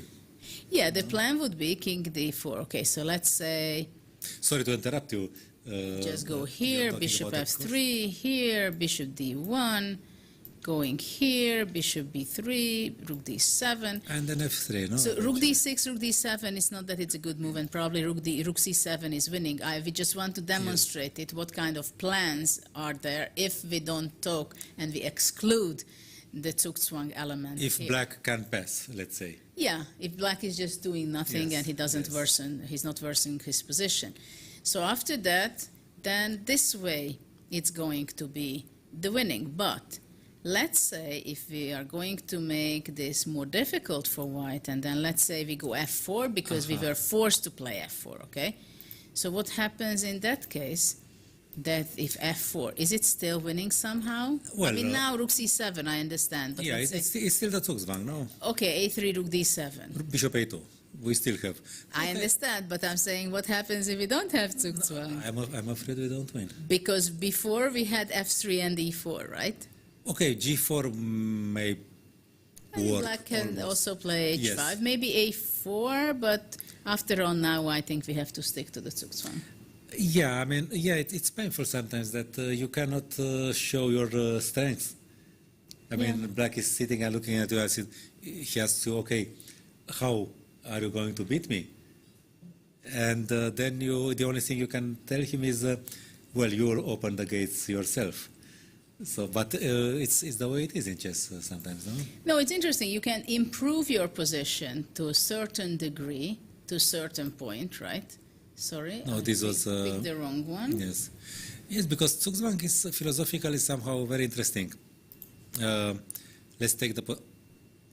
This is the position we have actually on the yes, board. Yes, in the position with king on a6, rook d7, and bishop b7, which we analyzed. Black's pieces are placed on the best squares. Of course, not very good squares. The bishop is passive, and the king is somehow. Yeah, like here. But there is nothing better for them. They defend the c file, the king defends the pawn on d5, and he has to make a move.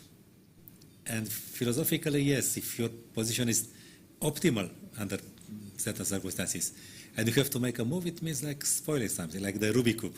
Yeah. If it's perfect and you make a move, then it's not a solution already. So let's see, it's move 40, so they completed. Well, it was more of a problem for Black because he running under 1 minute Yes. when he completed his 40th move. So the players are receiving extra 30 minutes just after the next move when White is going to be making the 41st move. So that's when we're going to see that Shankland will have 40 minutes or something like that. Black will have 30 minutes and still continuing receiving the 30 seconds. But from now on, the only extra time will be given to the players is 30 seconds per move. So if we're going to see a long game, then we may end up having that they have to live for many, many moves, only from gaining and getting after every move these 30 seconds. Yeah, so maybe Black has better chances now because there are no.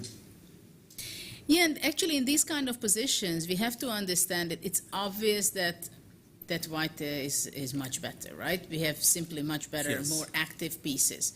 But it's also important to understand that, for example, to exchange one pair of rooks practically leads to winning immediately. Yes, but he could have done that.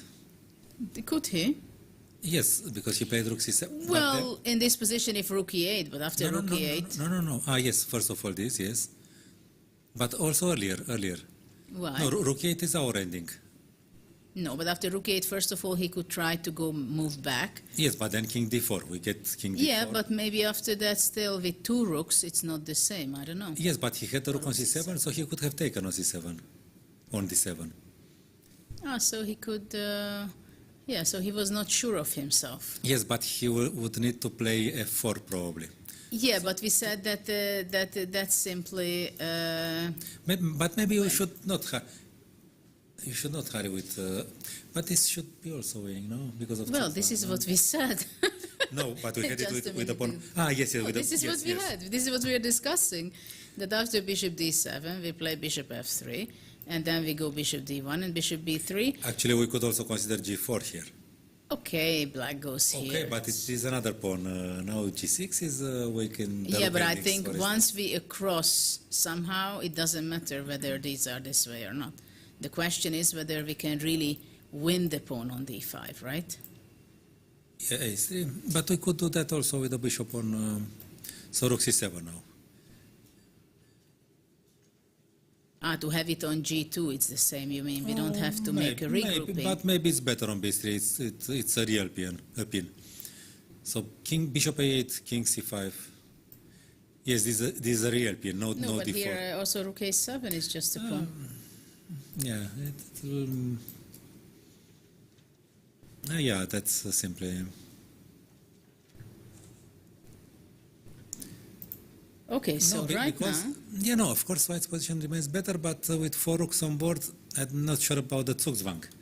black may always have a reserve tempo. You understand? Yeah, but it's interesting that, for example, Schakland had the momentum To take on d7. to yes. take on d7, Yes, but he yes. had to spend the time to understand that actually without one pair of rooks, it favors white. Because it will be too slow, even though he has to play f4.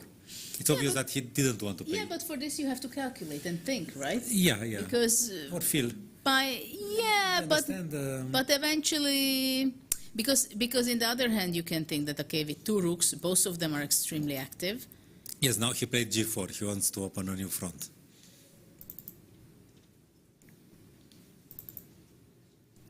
Let's see what he Of does. course, white is still.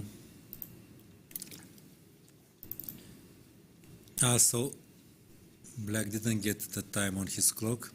They will get the time after exhausting their time, probably, no? Okay, maybe let's go what's happening in Norway's game, because We didn't talk I got about the information that Norway won, but let's see if we have 3.5. Yes. 3.5. So Norway won, so probably the boss is happy. Should have won. Should have won. Probably for Norway, they are happy. Norway won for 3.5 against Lebanon, and we have an interview with Hammer, who is one of the great players from the Norway team, and what we are going to be able to show you just shortly.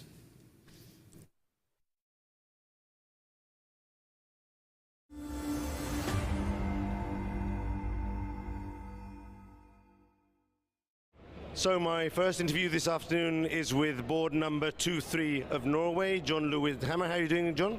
I'm good. It's interesting being back in India. I was here for the closing ceremony of the World Championship match back in 2013.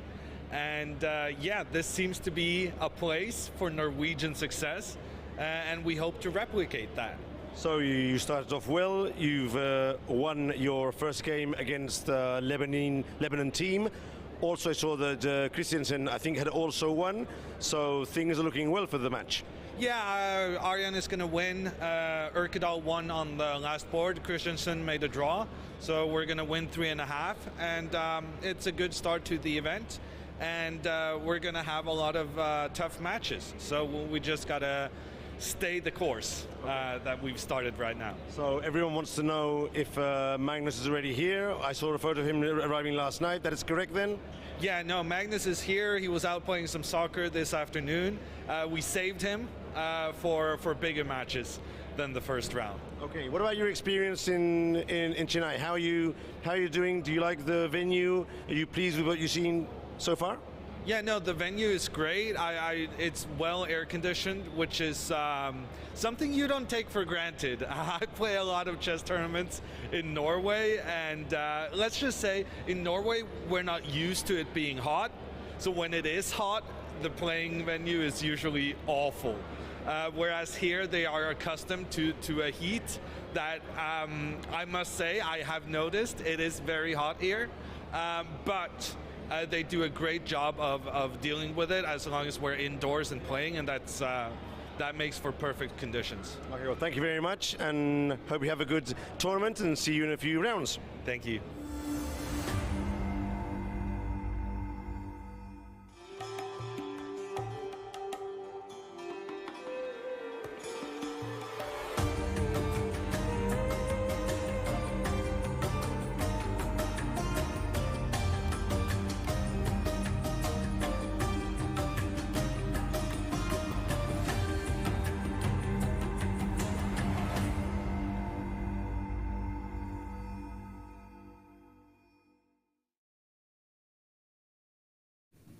So we are back with the 44th Chess Olympiad running in Chennai, India, and we've seen one of the grandmasters from the Norway team, Hammer.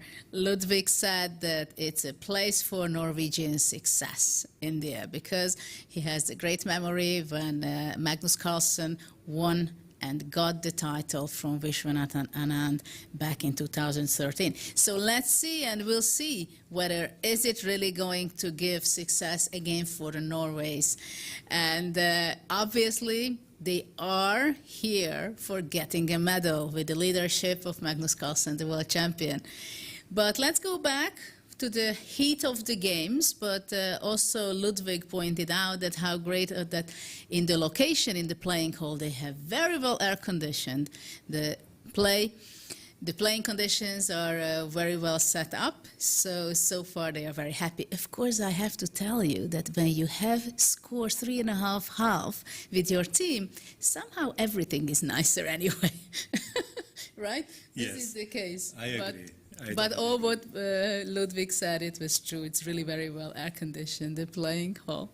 So let's see what's happening in this end game where we left out with the game between Shackland and Junior Dominguez. We have on the board, they are still playing on, but maybe we should be switching to some other boards. What's going on? By the way, we talked about Shirov. We argued whether he's a tactical player or not. There are some small tactics in the end, just a few moves. Okay, so let's go back for a second. Just to forget about Shirov today. I mean, this was a real nice. Yes, after Queen D4, finally Black took Knight takes D5. And now he had better than Queen A4. And, well, did he have anything better? No, I think this is... It takes D5 would have transposed to our analysis. Yes. And Queen A4, Black played Queen D7. Rook D5. And the beautiful Rook D5 tactic. This is similar to the Morphy game at the Opera House, no? I don't remember, but this, I know that I was 5 years old or 6 when I learned this pattern. Yes. It's very clear that when you have this kind of structure, it's like your king there is no way out for Black. And, well, it was a nice final touch to this game, I think we can say. So what kind of leading players game is still running on, and what's going on? Maybe we can take a look to the women's section. Okay, we haven't been there for a long time. Yeah, let's see what has happened in the, Indians. Yeah, let's see how Koneru is doing. The second board won, which the sister of... they are still playing on. But there is a piece up for Koneru, so this is going to be finished just in a move or two. No, I thought it was an exchange down for Black, but no, it's a piece up. So board 2 won already. Okay, who's board 3? Board 3 is Saidova against Tanya. Let's see what Tanya is doing with Black. We've been here before. The smooth move. Well, suddenly White's position is very decent. I mean, more than that, no? Well, the knight on d5, of course, serves White's position very well. Of course, there is a question... yeah, but how to kick it away? I mean, you have to go rook d6 somehow, but how to organize that? Yeah, but in this position, I think I would rather be White. Yes. Maybe I'm wrong. I don't know. There's also a question, what is White doing, let's say? Again, we have this very uncomfortable pawn structure. What it's not optimal. Against Aronyan, it was done. It's King h7, let's I don't know. I don't like this. When Black has a bishop on g7, I just don't like to have such a pawn structure with White. King h7, bishop h6, you may mean no? Yeah. You have done this in the King's Indian a lot of times. During your, Actually, this is what's the plan of Tanya. I'm sure that she wants to go King h7, she wants to go Bishop f6, she wants to activate her pieces. The only question is whether after Bishop h6 there isn't Knight f6. Well, I mean, in principle, you have to arrange it. You have to arrange that. Well, White is also has to make some moves, which is not so easy. Actually, I don't understand really why f3 was played. Can you imagine that after rook b7, f3 was played by... She doesn't want to move away with... this is a typical position where your opponent is making... helping you because she doesn't know how to play. Because if you play this kind of structure, you know exactly that f3 you don't play. The only way you play f3, if somebody puts gun to your head, that you have to play f3. If you're a strong grandmaster, you know that in this kind of position you cannot play that because it gives weaknesses for your camp. I mean, look at this, what kind of weaknesses it was giving to black. Yeah, it doesn't look nice now. Because now even taking on d5 at some point would make sense to allow bishop h6, bishop e3. So after rook e6, well, white has to decide what was the point of her previous move of f3, which was a serious mistake. The only idea I think it can be the reason she played f3 is to move the knight to e3, so she defended the e4 pawn. So probably this was the reason of playing f3. Knight is 3. But the problem is h7. king h7, maybe knight f5 now, and after takes, then already queen f5, and then rook d8. I mean, this might be the case. But rook g6, no? No, 1 second, I go e takes f5, let's say, and if you go rook f6, I go rook d6. So this can be funny, you mean, yes? So maybe it is some funny things, Rook c6, because then yes, the pin is yes. unpleasant for black. So okay, let's say knight e3. After knight e3, maybe king h7 is not working. Well, it's not very obvious which is the threat now, actually. Well, maybe rook d8 I want to go, but I understand what you mean. But No, okay, if I for can instance, exchange... bishop f6, is it possible? No, because I'm going to give a check, I'm going yes. to give a check. And rook d8, okay. And, well, Yes, maybe yes. it's not over, I don't know, bishop e8. But maybe I have to go queen knight c7 e6. first. Maybe I should go queen c7 first. And then, okay. After knight f5. Yeah, but the question is, if you have to go this way, why do you go king h7 to start with, right? Yeah, no, but generally speaking, I believe, okay, knight e3 has some ideas. You just showed some of them. But in principle, it's not what white should do. So what should white do? No, so if she played f3 with the idea of playing knight e3, it means she lost a bit the Okay, but orientation. we have this position. So after Yes. f3, what should she do? What is better than to open up the line for the rook by playing knight e3? No, I was thinking that maybe, okay, bishop b3 to provoke c4. I'm not sure if I don't want to do that anyway. Yeah, but then maybe knight b4 creates some stress, and also b3 can open the bishop. No, Fischer did that, provoking c4 because he loved this structure with d takes e5, d takes e5 in the Spanish opening. But of course, things are not the same here. So let's say black goes king h7, continue the Okay. idea. And knight b4, let's say. Knight Now b4. even f3 may make some sense. f4. No, I mean f3, even f3. Ah, you mean, yeah, because this sorry. way also the... I said the- f3 thinking of yes, the e4 pawn, yes, so yes, it came yes, out the f4. E4 is protected, so this Yes. is actually a help. Yeah, but So queen maybe I b6, was bishop wrong that b7. f3 is so bad. I mean, okay, there are some... no, I don't think that white can be better, but at least there are some ideas. So after giving a check, white Check, goes okay, king I think. f1, or where Maybe. would it go? Not a simple question. No, I don't play queen a7. I go bishop h6. This was my plan. Let me Queen continue. d8 maybe, no? Queen d8. I don't care about queen d8. I'm going to go, let's say, queen a7 check. So, okay, maybe king f1 to defend f2. I know But you want to bring up... can't it be the dangerous with bishop f4 and bishop But then g3 I take on c6 first and rook and rook d7, d7, right? yes. So this is something that you want to claim, that I'm going to be in trouble on the 7th.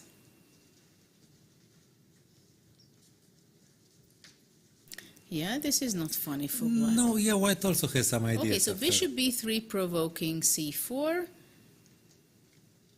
It's not clear that you have to go c4, but... Well, okay, bishop b3, I just go king h7. So I don't have to rush with c4, Yes. right? Because you don't have actually a Night concrete before, plan. night before I cannot No. play.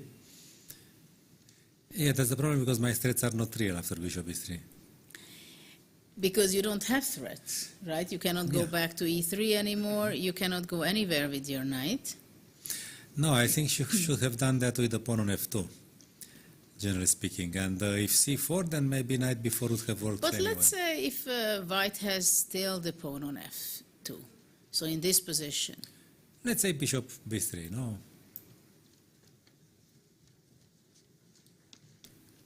Yeah, of course, we feel that f3 is not a good direction for white. Let's say rook e6, and then white has to think how to continue. She can give a check maybe, Check, and knight yeah. c7. Yeah, there can be some. Yeah, and for example, after rook f3, bishop d5. That's a big progress, no? Yeah, to exchange the bishop, the white bishop, and then have the knight against the bishop, this knight against this bishop. That's quite amazing. But you see that, okay, we have this game, which is the rating difference between them. It's huge, yeah? It's 700 points. Wow. So, yeah. much? Tanya's opponent is 1624, and Tanya But is this almost 24. impossible. This is impossible. And 1624? 1624, yes.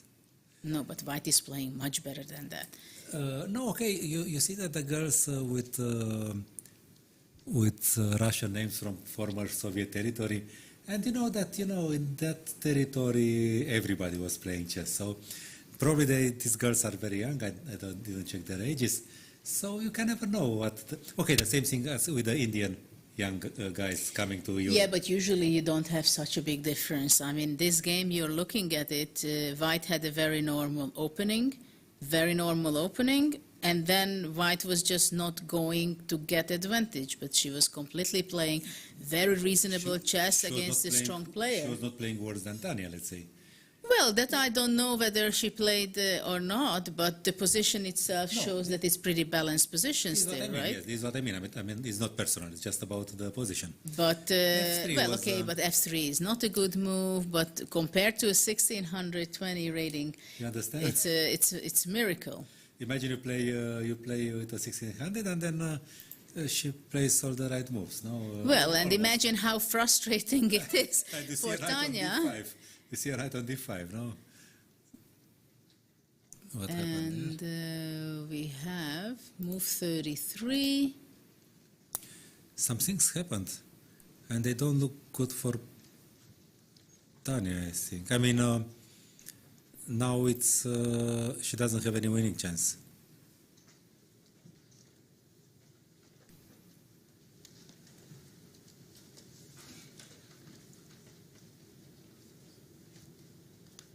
Okay, so what happened? Well, some exchanges, and now, okay, it's just a symbolic advantage for white, but definitely no winning chance for Tanya.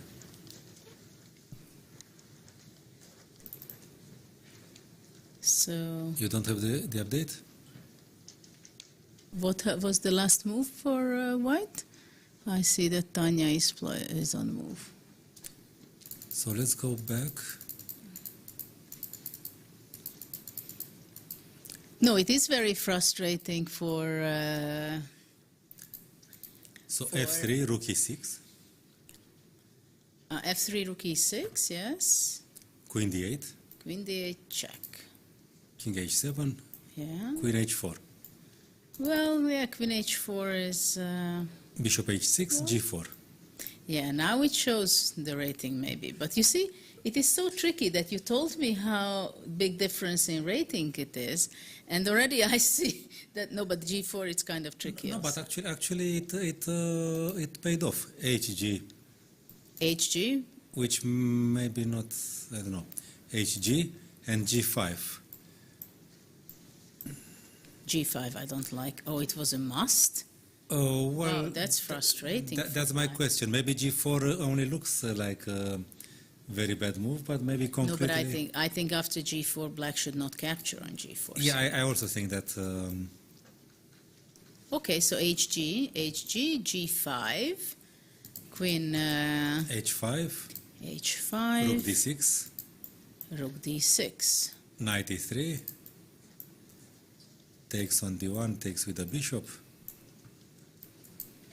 queen d7, bishop e2. Very nice, like Fischer, she changes the diagonal. Queen e6, knight f5. No, but this bishop on h6, I'm sorry, but this gives Yeah. me pain. Queen g6, queen g6, f takes g6, F takes g6. knight e7. Of course, black shouldn't lose this. Bishop d7, and this is the position. Well, this is should be roughly. Yeah, I mean, black shouldn't, but okay, how frustrating that black doesn't have any idea at all. I mean, here you have, but okay, maybe black has some ideas. Knight d5, knight c7 to force you to advance the pawns. She goes knight d5. Well, I'm pretty sure that this girl who is playing this game, just I saw also on the camera, the movement, the way she sits there, Yes. the moves she makes, she's going to be very fast at 2300 player. No? But you understand, 1624, and she plays like this. It's no. They'll have to look into her games in a later stage also, I think, because this is something very wrong there on her rating. Knight d5 on the board.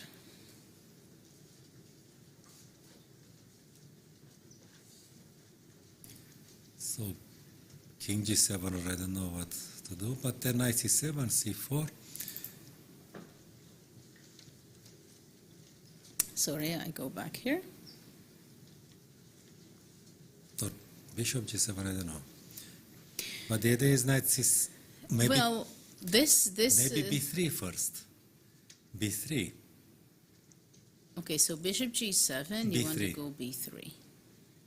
b3. And then knight What's the c7. idea? Knight Okay. c7 will be even stronger. Because But maybe bishop g7 is not the right move then. Okay, Sorry, I king went g7, back I don't here. know. So after bishop g7, let's say Is that- not bishop bishop- g7. I'm sorry. I go King bishop g7. c6. Let's say. yeah, the problem is that you threaten to, but yes, to threaten to exchange, and then it's a draw. It should be a draw, no? Because after you go knight c7, then already And I c4, would you be have going c4, yes, that's- And in the next move already, I'm going to go back to bishop f8. Yeah, it doesn't look that white has real chances. Well, knight d6 now, but bishop d7. No, this should be drawn, of course.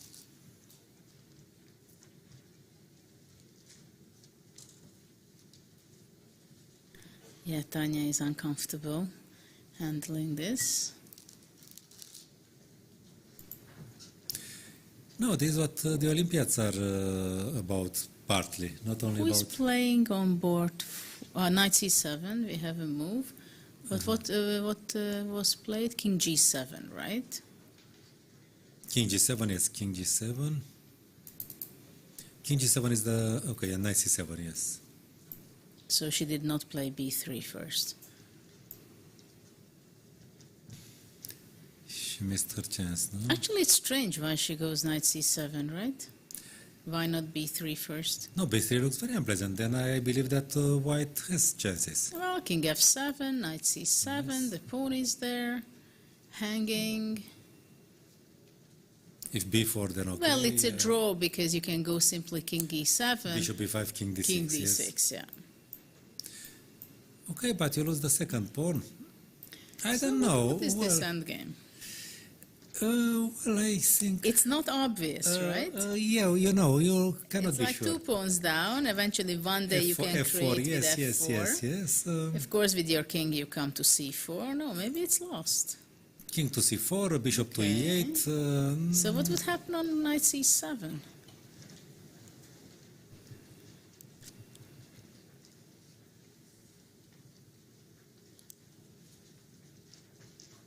Okay, so what do we have there? On king g7, knight c7 was played. Yes, and c4. And c4. Well, now I it's think that kind no of black, saved, right? No, black and... no, even Tanya stood up. We say that she was probably uncomfortable about b3. Well, I for can understand that. understandable reasons, right? Yes, yes. No, now I don't see any reasons for black to worry. But your suggestion was bishop c6 earlier.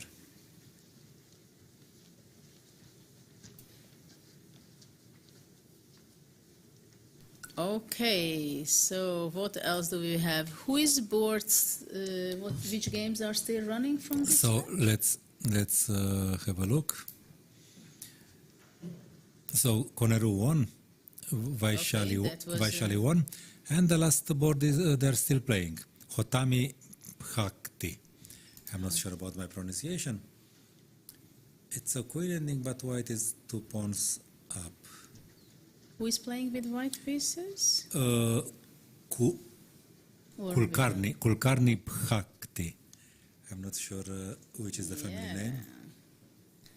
So what is the position there is? I have a position after queen d3. Can you tell me what happened there? So queen, After queen d3? queen d3 is move. Oh, there was a lot of... A lot of moves happening since then, right? yes, okay. A4, bishop... queen d3, okay. Queen g6. Okay. Queen takes d4. But 1 second, I'm very sorry, but in this Why- position, why- what about why- queen takes? I'm sorry, but It takes d4 and yes. isn't this? It is. No, but this is It impossible. It is. That's strange, no? And in this position, white played queen d4. Queen takes d4. Well, sad news. Okay, Queen queen c6. g6 was just completely winning. So Yeah. please, to our audience, if you want to learn something, if you have an opportunity when you have a pawn up, then please consider to exchange queens, and you will have a passed pawn and win the game. Yes, because, okay, if you have a material advantage, the more you exchange pieces, the proportion of the Well, material. no, will be- I just want to double check it if I'm something wrong with me. King f5, b4, king e6, well, probably g4. Well, what do we do? If Maybe king f5 is coming. So what? Well, where do you break through? No, Well, I b5 play, and I play king b5 b4. and the king to b4, Yeah, yes. it's like... No, it looks like... And the king cannot go too G4, far. you can go, you can do many things. No, I just wanted to make sure if it's... Yeah, you don't teach. I mean, We don't preach what we about teach things. and what we complain that queen g6 was the best move, right? Yes. So, okay, queen d4, because the queen's endgame is never sure that you're really going Yeah, to okay, be but winning. here it's an extra pawn and a better position. And what happened with black? Bishop Queen to c6, queen d4, queen c6. King h2. Of course, the queen stands extremely well on d4. So this is why she didn't want to exchange it. Yeah, okay, I understand. I mean, You it's a want to matter of principle. demonstrate You have the blockade. domination. You have the blockade on d4. You don't give it up for pawn ending. Okay. Okay, domination, I King understand. g6.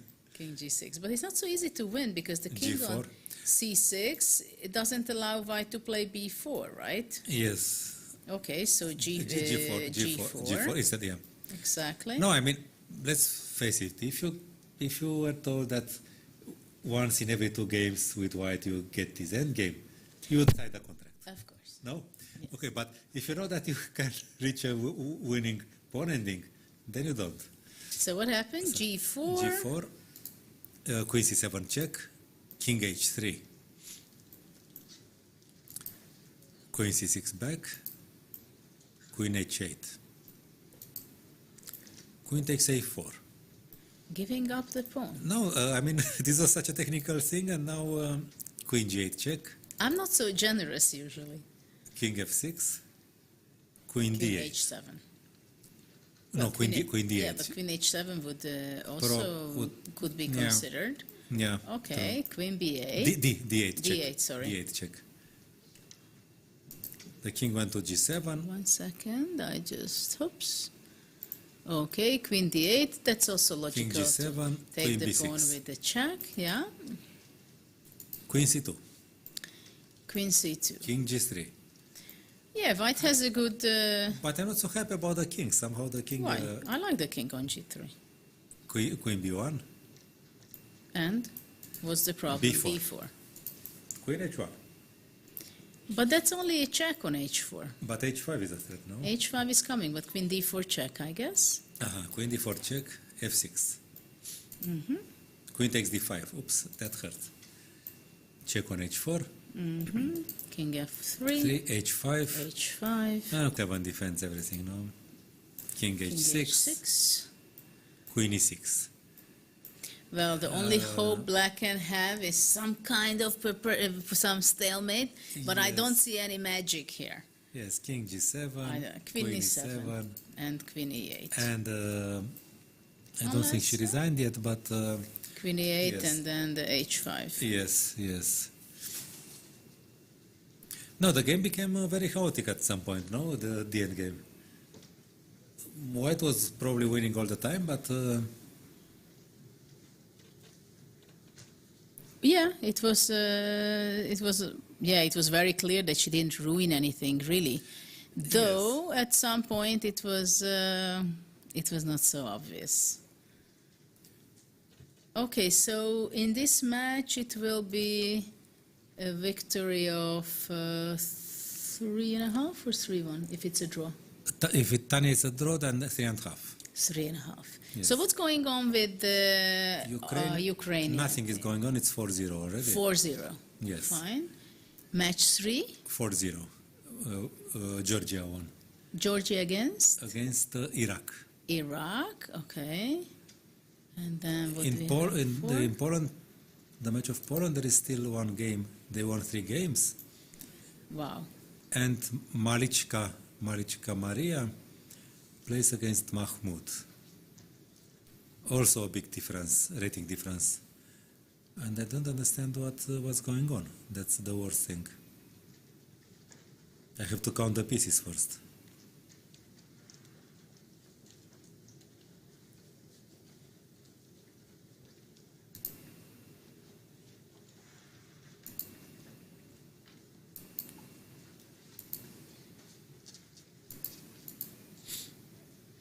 Okay, so which game is this?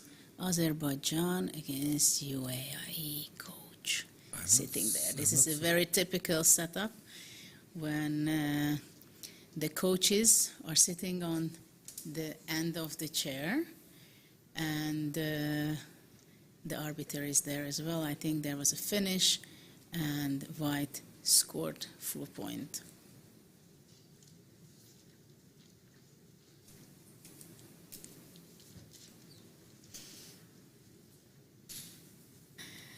So actually more and more matches are finished, right? So let's see what happened in the open section in results-wise. Okay. Can we share it with our audience that what is the setup in the first 10 matches in results?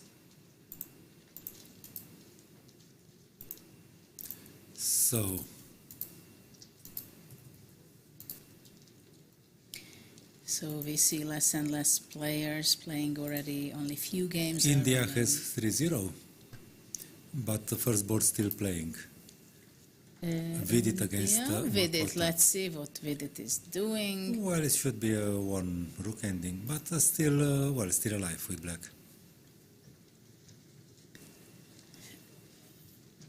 And, well, we'll go back.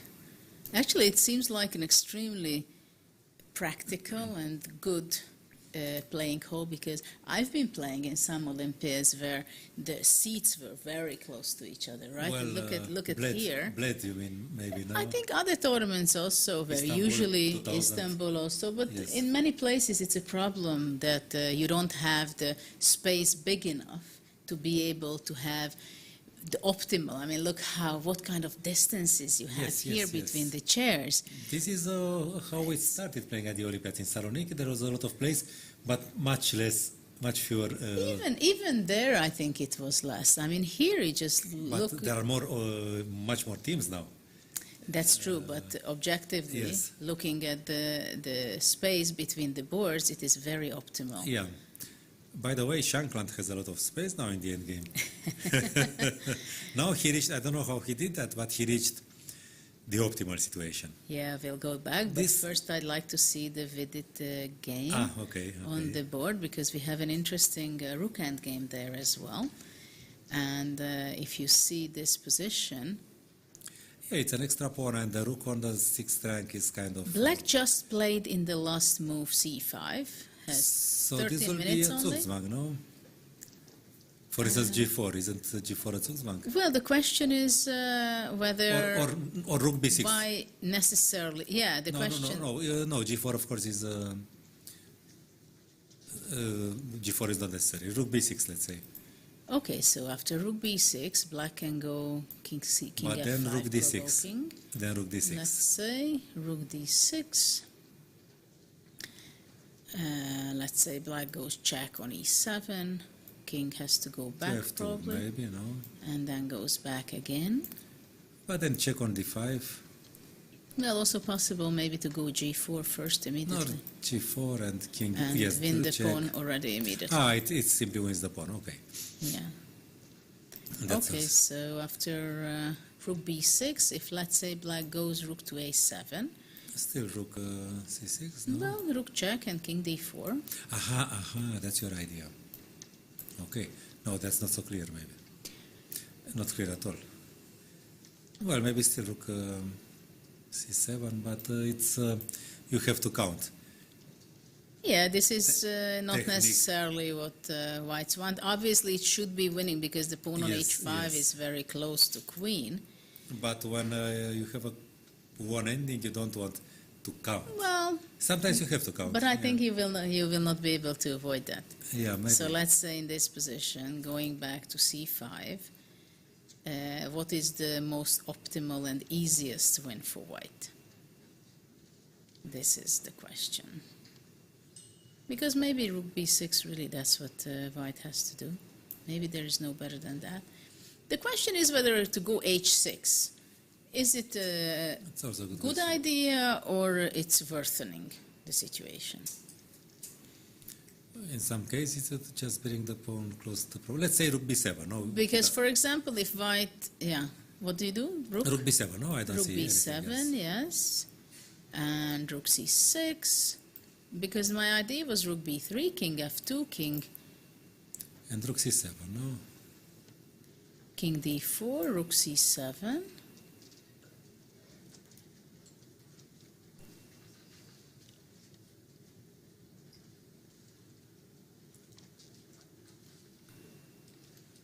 Rook c7. You have maybe to play first rook c1. But it doesn't change much because the king is exposed on d4. Rook c1, rook h7, rook h1, rook d7 check. So, Rook takes, takes rook c1. Otherwise you may not catch the pawn. First check. No, but now you're not. Or rook no, b1, rook, you rook think? b1, sorry, it's rook b1. Rook b1, Rook, but it should be completely winning. it should be winning, no? And the king advances. Rook h1, h7, and the king goes to.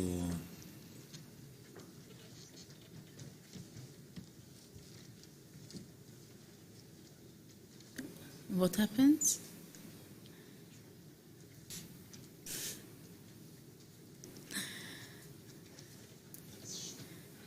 Yes, probably he cannot avoid this.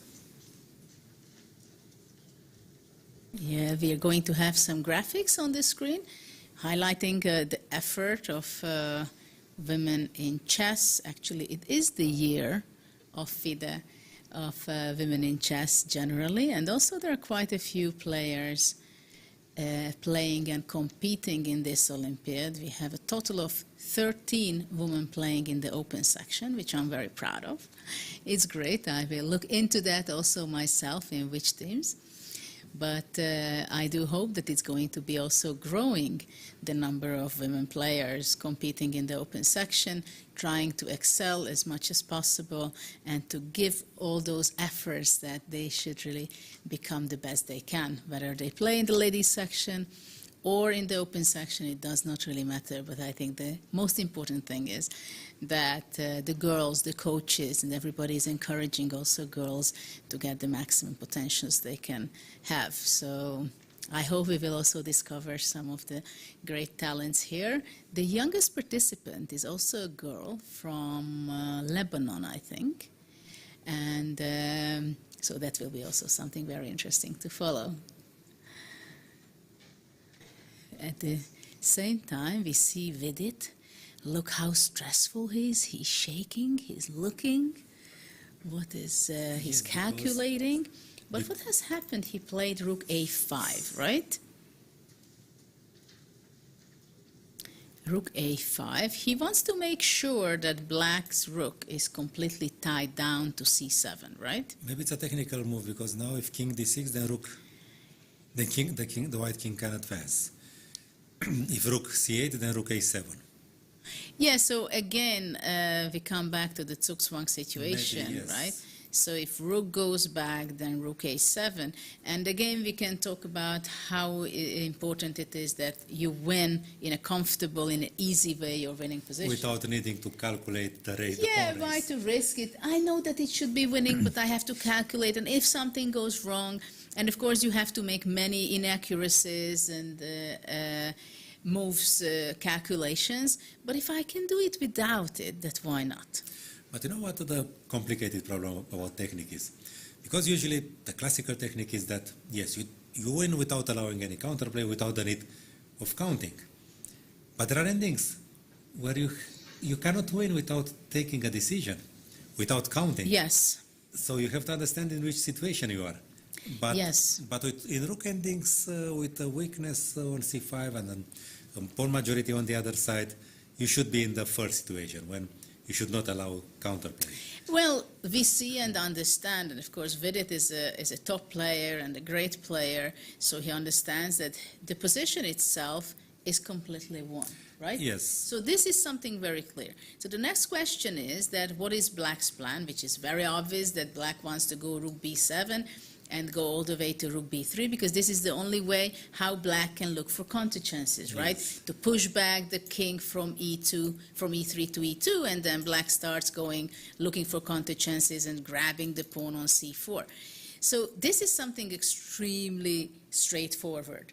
So there's one way of calculating all the way, or looking for an option that, well, maybe I just make a prophylactical move, and you know what? Yes. I'm not going to be calculating now, because why should I do that? Why should I give activity for the black king? And let's just tie down the c7 rook to the c5 pawn. And then let's to see. the h7 pawn. And to the h7 pawn. That's the drama for black. If king f5, then maybe g4, king e5, and rook b5. And again Zugzwang, no? Sorry, if you go If king what? f5 now, the only neutral move. Then g4 maybe, take a square away from the king, this, and rook b5. Yeah, and the idea is that if black goes back with the king to e6, go- then already yes, yes. white optimizes his king This is to e4. already an easier win. Yeah, but generally speaking, this also we would say it's an easy win, right? It's only a matter No, of... easier, it means more obvious. I mean... Yes, yes. Yeah, If rook that's true. c6, then rook b7 probably, no? Rook b7. Rook c6, Rook c6, rook rook b7. b7. Because if rook to the side, then first check. Yes, On e7 yes, and then this take is the a pawn. neat, this is Yes, very yes. important, No, little because otherwise- small detail. Otherwise, we are more or less in the same situation, but yes. Yeah, this is the problem for white. If rook takes h7, then Then rook again, check, it's probably king winning, here. but... Well, white, it's dead winning, I'm sorry. I know, now it's really winning. It's really winning, but still you don't want to make calculations. Yes, of course. Right? Because yes. why to make effort if you don't have to? Yes, of course. So, It's really. not only effort, because, okay, you are chess player, we are supposed to give everything, but you have to be sure. Yeah, You have to avoid any,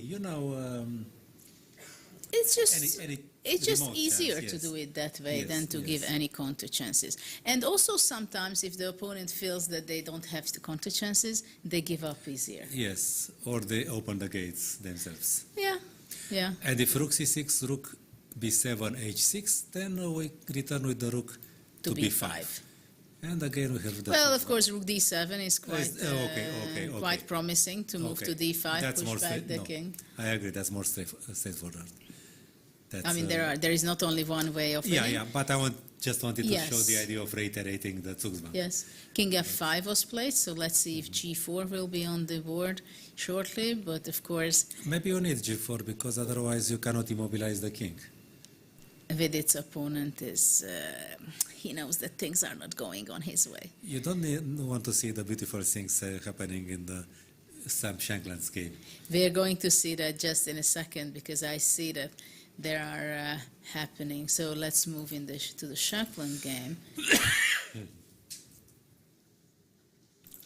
And so what we see here is a pure, beautiful, instructive Zugzwang. Look at this. After bishop f3, what you want to highlight that first of all, after king e6, king c5 is winning. Yes, and the if king goes to b6, yeah, okay. yeah, it goes all the way to b6, right? After black goes away, b6, king c7. So it's going to be a win, victory. While instead of king e6, if black goes back, then And it wins. suddenly, this was something similar was analyzed in the game Averbach-Matulovic in Averbach's endgame books. Well, this is so classic. Yes, but it was this almost Yeah. this I think some pawns were missing, b4 and b5 were missing, but Yeah, this classic is so Yes, typical. We have to remember that once you reach on h6, and it seems like it's like a chain of defense. Still, if the bishop would be on c6, Then bishop bishop e8, and life is still going on for black until the moment he's in Zugzwang and he has to be pushing Yes, back yes. the bishop to b7. And now there is a breakthrough happening because black cannot capture the pawn because takes, and white is queening the pawn. Very nice, instructive, beautiful. Sure, once Sam will put in one of his courses No, or this books is he's why I was writing, it's impatient beautiful. to show this. Yeah. This is why I was pushing you so hard to show this because Very nice way of doing it. So it's the last game between. but maybe the bishop US. c6 was made things easier, no? Black's last move. I mean, okay, white always has the reserved tempo Yeah, a3. because he should have played bishop a8. Yes, and if bishop f3, then bishop c6. But still, unfortunately, there is the move a3. But maybe if there is a3, if it's white to move here, it's not winning anymore? No, well, that's a good question. I'm wondering. Okay, so. Let's say Okay. bishop there, bishop g2. Yeah, bishop okay, b7. now this is winning, but Yeah, we yeah, want to bishop make. yes, bishop b7, bishop f3, bishop c6, yes. No, so this is my question. Can we win this? Yeah, because how can white lose a tempo in this position? But it is possible because, no, it should be a win. You know what we should do? Bishop d1. I want... Well, I can go here and then bishop d1. Okay, or bishop d1, okay, Yeah, bishop probably c6. doesn't matter. And now bishop b3, c2. or b3. Bishop b3. I want to go a4 to create a new weakness. Here. a4. If we manage to create a new weakness on b5, then we win. I think we should win by Zugzwang. No, but I think it's winning by playing bishop c2. Also, us to bishop take c8, that, yes. bishop d3, or bishop d1, bishop b1, Bishop d7, yes. bishop d7, bishop d3. Yes. You stay on that diagonal. No, this is why I wanted to create a new weakness on b5. I mean, Okay, so what earlier is we it? could play a4. Okay, here, bishop e8, okay. Bishop b3, bishop b7, you want A4. to go here. If you take, I think it's clear. So takes AB. takes.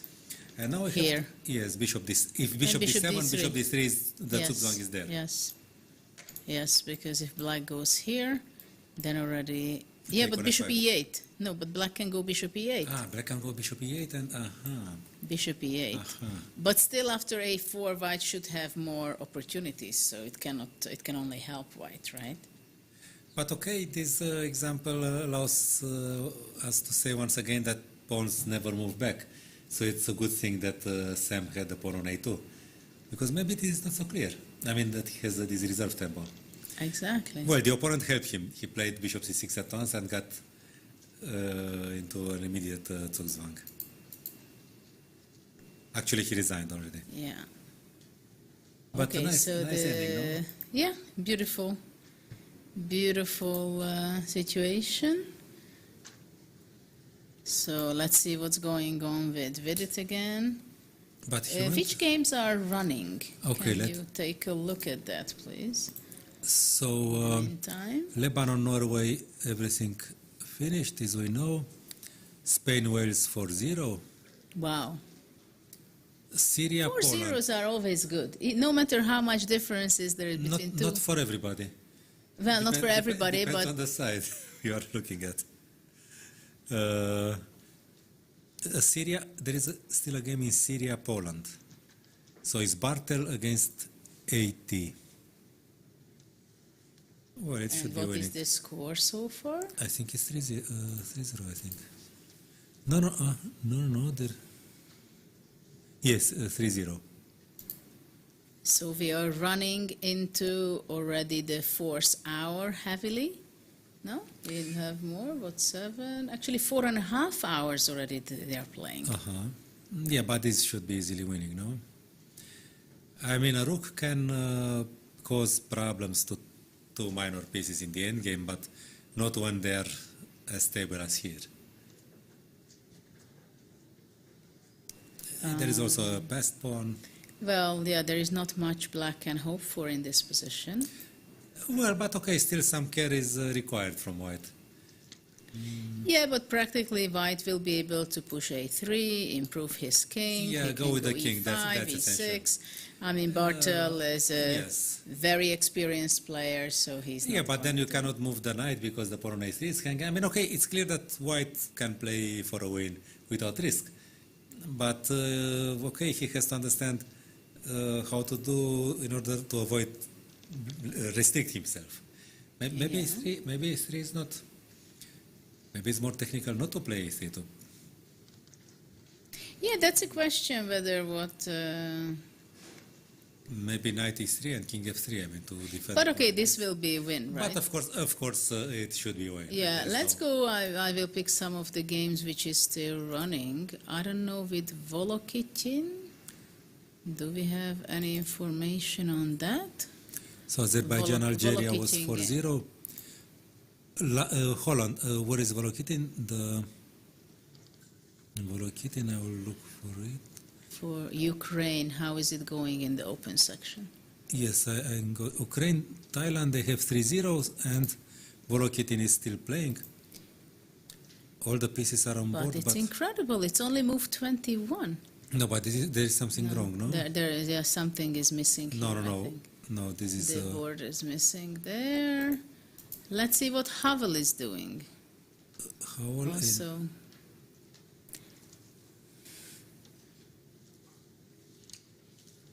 I see there is still a game in Jordan, Netherlands. so we have more and more. There are only very few games running right now on, Germany won 4-0.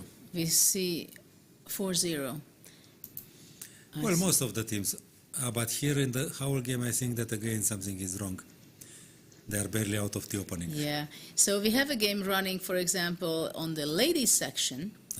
Zatonsky, Anna against Comas, Colon, Rinelli. There is an interesting game running. Black is having a good position. Of course, she's trying to win the game. How is the match position right now between U.S. So US won 3 games. and Zatonska's game is running right now, right? Well, she's better now.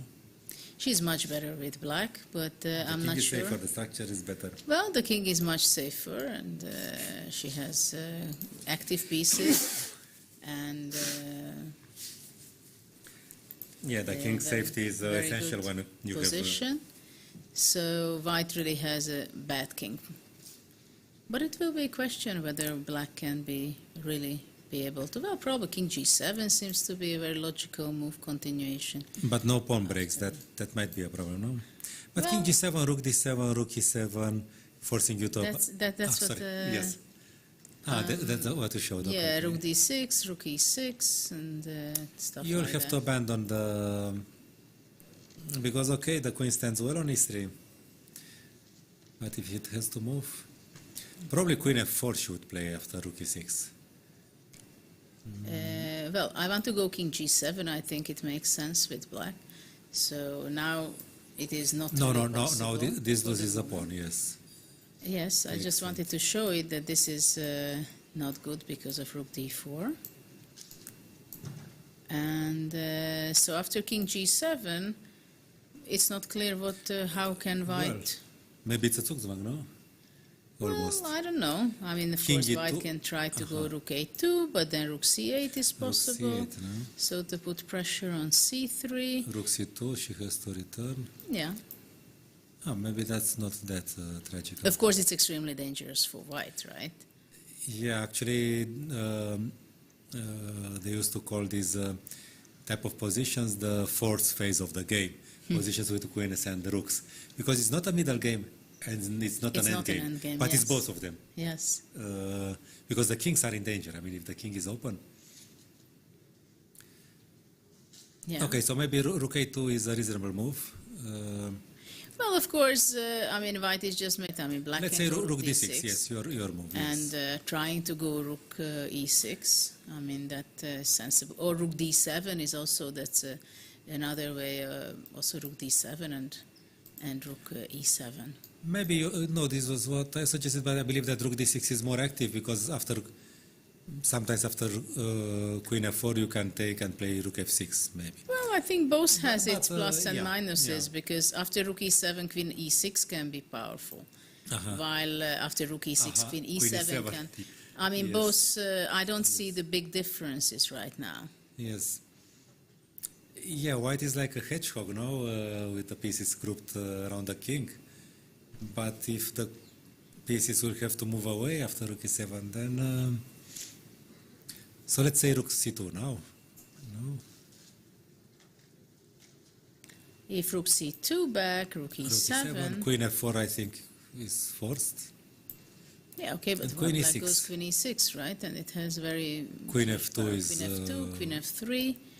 Yeah, now the forced. king on h7, maybe not so optimal. Queen Queen b3, queen d4 check. Okay, but maybe in the position with the queen on e6 you can just go king h7 first. Yeah, yeah. Yeah, king on h7 looks nice. It's always good to ask white what she's going to play, no?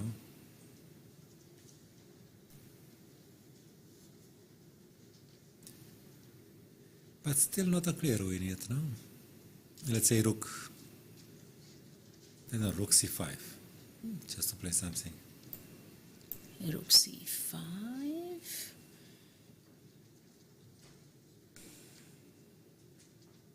Maybe queen a2, rook c2, queen b1. And then it will be impossible to Check. defend.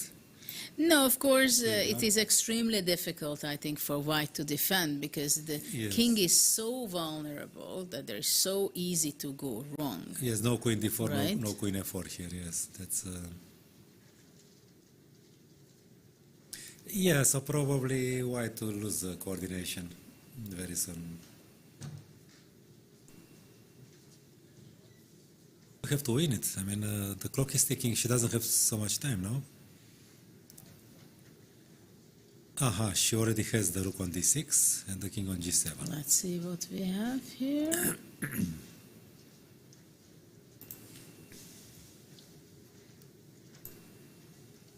This is the position we have on the board. Yeah. Wow. No, the rook is on c8, but we'll probably Okay. have to return. No. Well, Well, for the moment, she does not have to return, maybe. Queen f4 is possible. Well, But then takes rook d4. yeah, but it's the question whether after rook d4, king c3, let's say, rook Takes on f4, f4. rook c5. And Takes here I'm not so sure. It should be very It's the close sa- to win, right? The same for discussion black. as in Vidit.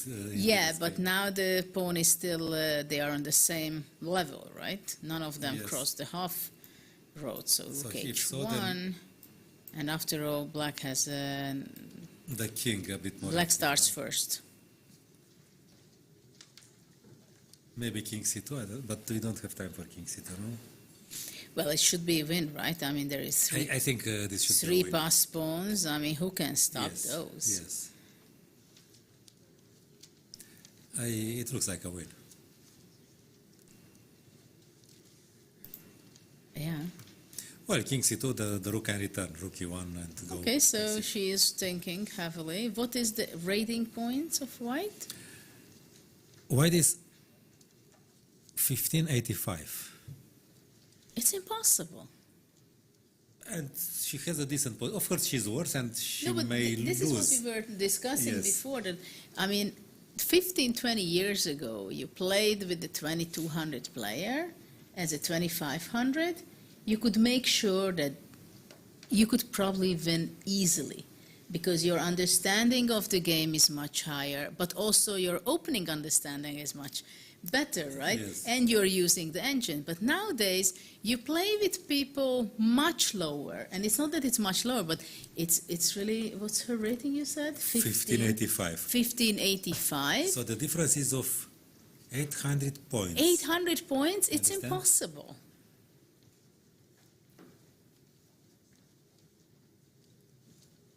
It's really incredible. Of that, course, she may lose this game. It's not like Tanya's no, but opponent. it's a fight. But the game is still there. Yes, it's moved 51. It's no material Yeah, down. yeah. It's not outraged position that it's only matter of technique. It's Yes. a position which could happen between 2,600 players, right?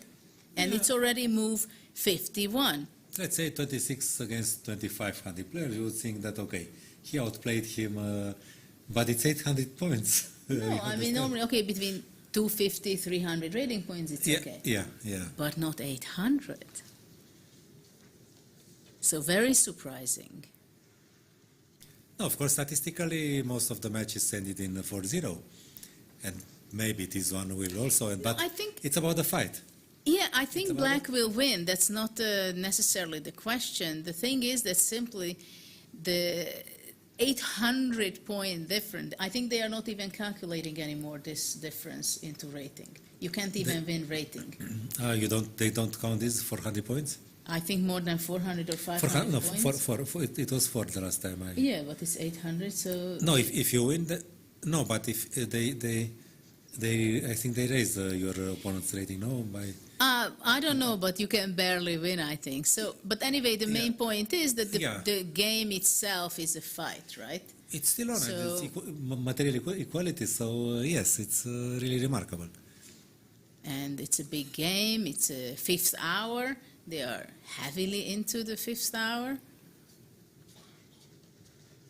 And black doesn't have that much time. And black has 7 minutes to go. But And you see that she's fully concentrated and of course, she wants to collect this point. not looking like somebody that is winning only because You she's cannot better. take it easy. Yeah, This is yeah, one of yeah, the greatest yes. example already Yes, in round yes. 1 for that. No, we had Aronian also. The Aronian. But okay, we could see the difference in Aronian games when his opponent accepted a draw. Just when he could accept Yeah, the but points. okay, I but mean- then it happens. The That's- psychological, yes. yeah. But here is not about holding a draw with black, it's about winning. The Let's opponent. see if we have, what do we have? We have Tanya's game. Is the Tanya's game still running? Move Ah, really? 57? Actually, she's better. She's better. Tanya is better, yes. Yes, so Oh. we have this game How running. did the bad bishop get to f4? Well, I guess very easily, because after c4, she was able from here, this incredible nasty, bad bishop, put it on f4. But why didn't the knight stand on d5? Well, let's see, because she went bishop c6, bishop e6, so she didn't want to, White did not want to keep it on d5. Maybe she was not aware that it's just going to be A draw. because of king c2 and b3 later on. But even without that, no? Well, probably without that too. So she started to be playing. No, but the knight Well, is... it's also hard to believe that this can be won with black, though but I b4 will be yes. happening. So let's say b4 takes. Now knight b1, knight c3, knight d5 may still... No, but bishop d7. Bishop d7 I would think of, no? Or Knight c3, I go anyway, I believe. bishop d7. Yeah, okay, it's the same thing. Oh, sorry. I go anyway, knight c3, King c5. king c5. Yes. So black really wants to enter to d4. If knight d5, then bishop a4. And King c3, bishop g3. And what is this? Why can't I take on c4? I don't win with bishop e1, no? Sorry? No, I thought I would win with No, bishop bishop e1. e1, bishop d1 you can No, go, no, but it's not, I don't know. Yeah, It's maybe not not necessarily. bishop g... So it's okay, but the idea would be probably to bring the knight to d5, no? Otherwise... Well, it seems like she may struggle here. You know, So psychologically... b4 is on the board. Psychologically, I'm afraid that White will not hold because, okay, if from such a position she reached this point, she may even understand it. That it Yeah, is- but I think if White takes on b4, she's going to lose the game. Because she can go knight b1 now, for example. just keep the position, yeah. I think, or knight f1. Just leave it. And No? b3 is just beautiful, but Well, bishop d7 maybe, and then here you have bishop a4. so cb still. Yeah, okay, Ah, but ah, I but- thought but- I but can yes, live yes, without yes, yes. capturing it. Well, actually b3 is possible, but that looks shaky. That looks shaky She has to already. take some decisions, no? But maybe b3 is okay, no? Sorry? Maybe b3 is relatively simple. Well, no, I think it just takes and bishop e6, Uh-huh. king And somewhere. b3, and you get b3, okay. I'm not even sure that b3 is the best, is it? I mean, bishop d1 is there in the next move. Uh-huh. But if not b3, then do you have a chance to... I don't know.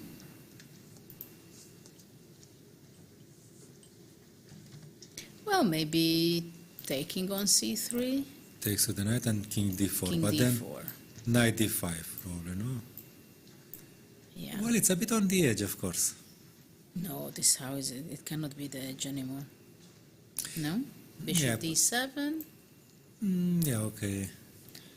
No, it's still uncomfortable for white. But there is this barrier created by the knight and bishop. No, the question is, how is she going to be? Actually, she did make a move. She went knight b1. Aha. She did play knight b1 because she didn't want to give away. So bishop d7, Tanya Okay. playing. Let's see her technique. How is she going to be able to squeeze the full point out of this pretty drawish endgame? But of course, her play, I mean, she's for a long time playing competitively, though she was not playing, I think, Tanya, too much during the pandemic time. She was more making the commentary, and that was what she was connected to in chess. But of course, it's a very big thing for Indian players Yeah. that India is organizing the 44th Chess Olympiad in Chennai. And so far, everything seems to be extremely well organized. And actually, the playing hall is something I envy. The chairs are fantastic, no? And the tables. I don't know, simply the space for Everything, the air yeah. condition and the space is something exceptionally nicely done. Well, as we've seen Tanya's body movement before, she was more upset. Now she has already like, I'm playing for a Yes, win, right? yes, It's this- me who is playing for a win already. There are no talks, discussions that it's White giving her a hard time while... And there is also the dialogue.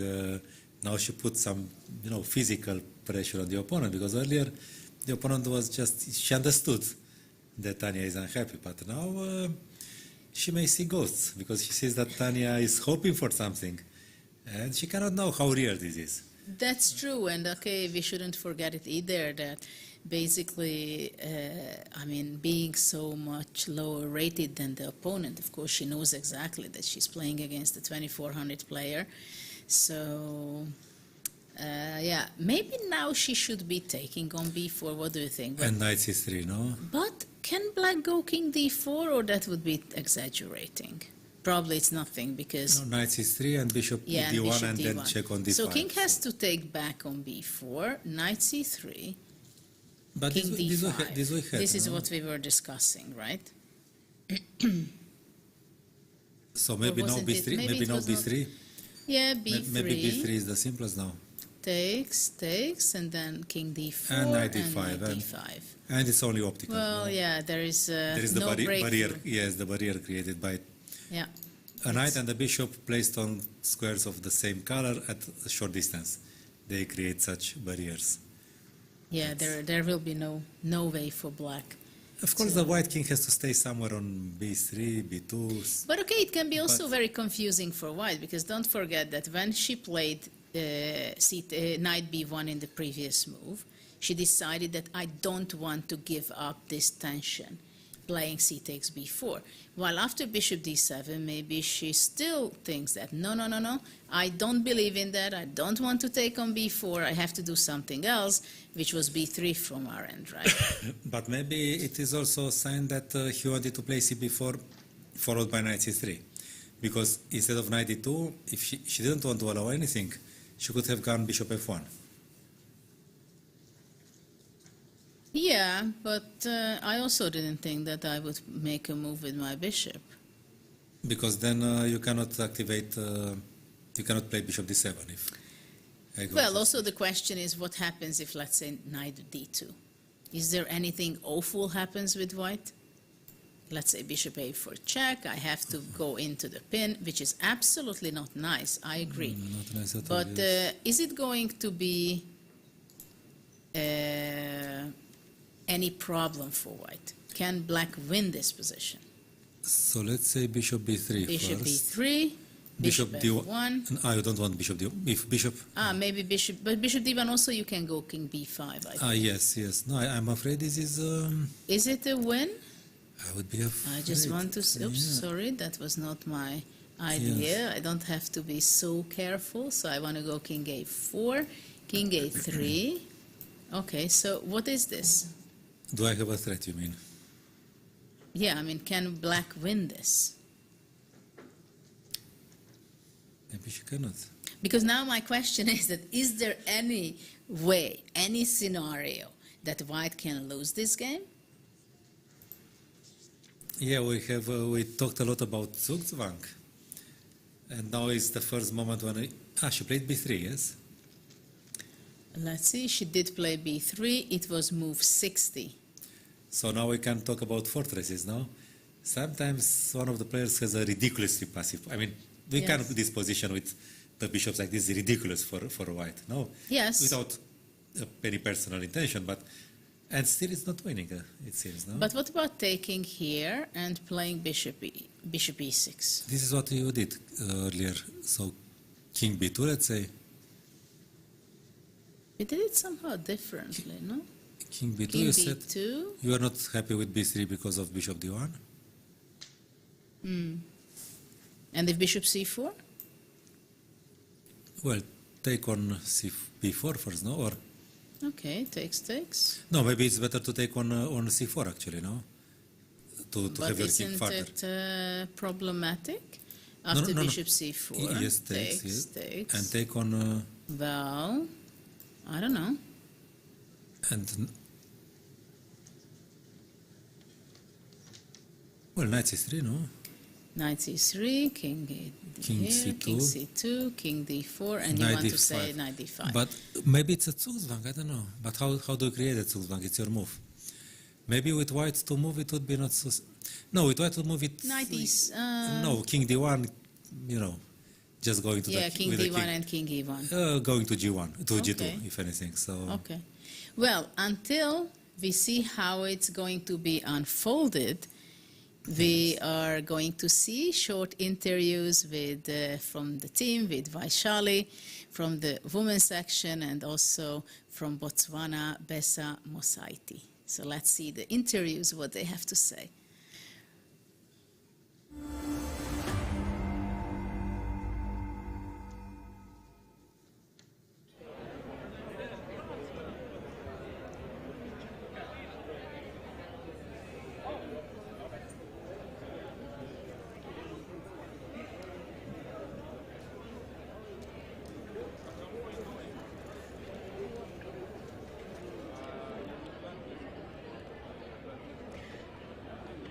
We have Vaishali R from Team 1 India. She was playing on board number 2. How did it go for you, Vaishali? Yeah, I played white. We played against Tajikistan. I played white against Sabrina. It was a Sicilian head-off. I played NB3 variation, just one line here. And it kind of transposed to Keras attack, and I got a good attack out of the opening. Then, I did not convert very well, but I'm very happy with the game, you can say. I'm happy with the win.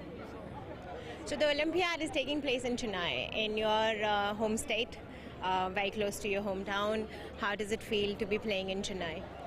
Yeah, it's just great. This is also my first over-the-board Olympiad. So also in Tamil Nadu, very proud. The organization is very excellent. Thanks to Stalin sir, All India Chess Federation, Government of Tamil Nadu, Central Government, everyone, all the volunteers, they are doing great job, and it's just amazing. Thank you so much, Vaishali. Thank you. Good luck for the future rounds. Thank you so much.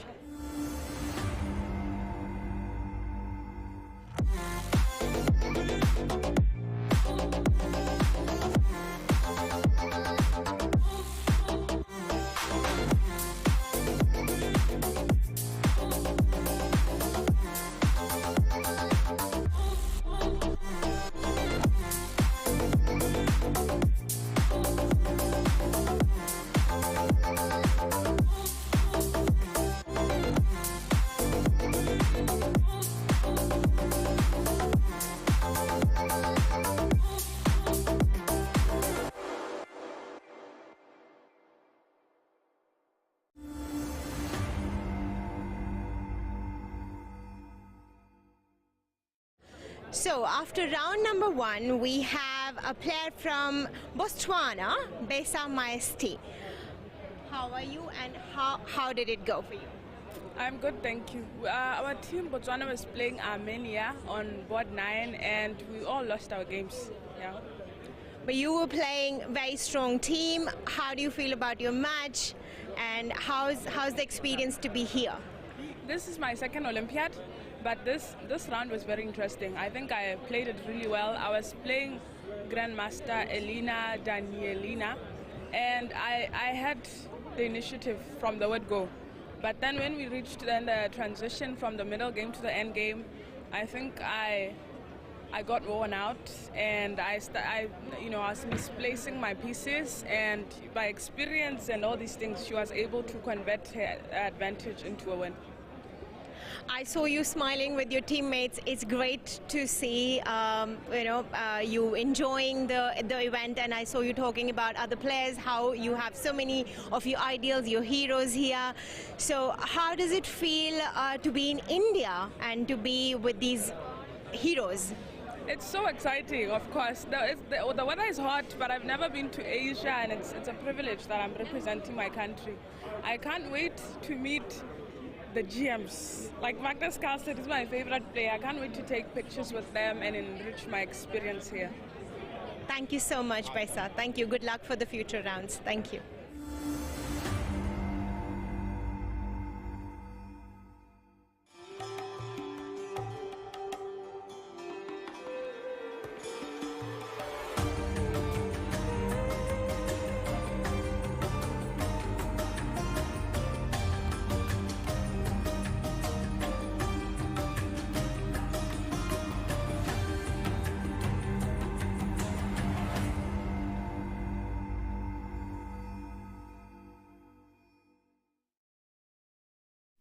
We are back to the 44th Chess Olympiad running in Chennai, India, and there's still some action running after 5 hours or something like that, exactly 5 hours that the players are still playing in the air-conditioned, excellent condition playing hall. And we've seen just an interview from one of the representatives of Botswana and also Vaishali, how she won her game from the Indian team. Of course, India is very fortunate. We are very fortunate that the Olympiad is taking part in this place, but also they are fortunate because this way they can have 3 teams, because you can have one team as an organizing country, one team as a representative from the organizing country, as a country itself. You can represent yourself, and the third one only participating if there is a not even number in the participation. So that's why we have now a number 188 teams going on. So this is why there are more and more talented Indian players are able to participate, because India now has 3 teams with 15 players in the open section and also in the women's section. But let's go back, because actually the Indian ladies team, they did not finish their match, and we still have a game running between Tanya Sachev and Saida. So what do you think? Do we have any updates on this position, Mikhail?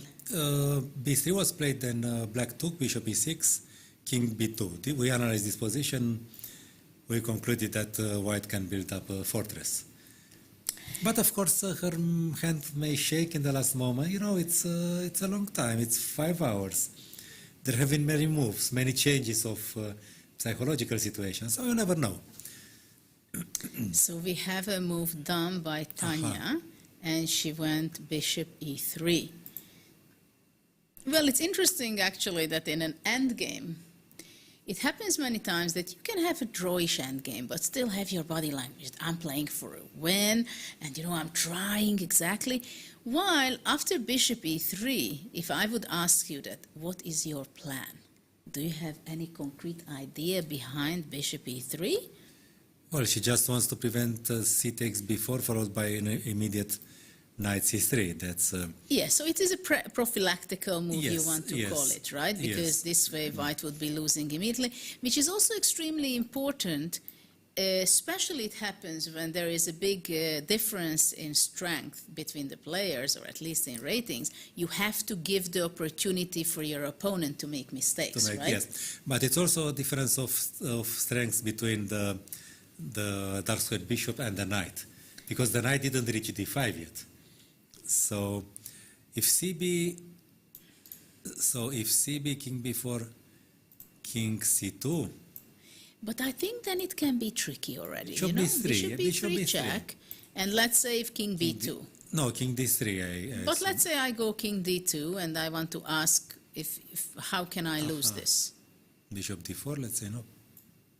Bishop d4, king c1. Again, it looks ridiculously passive for white, but. Yeah, but in endgame, it is tricky because you can be passive and still make a draw because there are not enough force, right? And there is no pawn break available. And no pawn break available. Black pawns are too bad to allow that. So maybe here also there is not much black can do. Yeah, for instance, yes, no, but probably she has to. But I'm not sure. Isn't it a Zugzwang? But of course, we should not forget one essential important thing. The players are playing already 5 hours. They are tired. Yes. But, which is the most important, white has only 40 seconds to play her next move. Oh, really? So this is when things are heating up completely and things can really turn around. This is exactly the position what we have. White has only 27, 26, 25. She's going down in time, and she played her move, making king c2 as far as I see king the move. c2, yes. Playing, of course, it's clear that black knows that maybe it's not going to be enough for a win, but still she is going to be trying because she was never so close to squeeze out a victory out of this game. But maybe if bishop b3, king d3 is more active, no? Well, I don't know if it's going to make any difference, but let's say, okay, king d3, then black should be going somewhere, because in this position... Knight d2 at yeah, least. but maybe already here can be some zugzwang. Bishop d1, I was Or thinking. maybe I don't go there, sorry, I go bishop a4. And you have threats. And I have a threat finally. Oh, that's unpleasant. So bishop f1 is the only move, and this is when things are getting very, very And now tough. she could Bishop try c3. Bishop, okay. I mean, this is absolutely, I mean, if I would be playing this with black, I would already think, okay, it was a draw. I didn't do anything in this game. I was not even close to win. But now it's my chance. Yes, yes. My opponent is under a minute. So I will be offering her opportunities where she can go wrong. So after king c2, let's see what is Bishop played. b3 Bishop check. b3 check, where king d3 was played, I believe.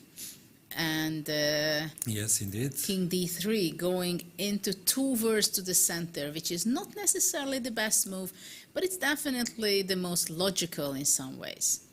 Yeah, the position with the king on c1 looked a bit scary. It looked like zugzwang was not far somehow, but maybe it was only optical. But this is also getting very, very tough Yes. for white, I believe. Yes. Because now with the two bishops, it is possible to play for a win very seriously. Yes, and that one is not a bad bishop anymore. You can call any name you want to the bishop on e3, but not a bad bishop. It is not a bad It bishop. can be a nasty bishop, I don't know, whatever, but not a bad bishop. So let's see where Tanya will move her bishop to d4, moving out or moving on this diagonal, or she wants to keep it on f4 or c1. It's not clear. I would put it on d4, and I would Looks let. natural, yes. Basically, white is limited with the moves for her knight, Because right? if bishop f4, then knight c3, no? Well, yeah, that's the other point. That exactly. Ah, no, knight c3 is not possible. Ah, yes, it's possible. Okay, yes. It is possible. So Knight after C3. knight c3 and reaching out to d5, But- there will be nothing.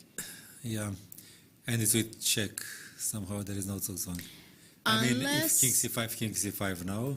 Well, king c5, knight d5 But would then be a bishop c4. blunder. Bishop c4, yes, Okay. that was my idea, yeah. Yeah, so that's a blunder. But I think white can just go bishop d1 Bishop after d1. king c5.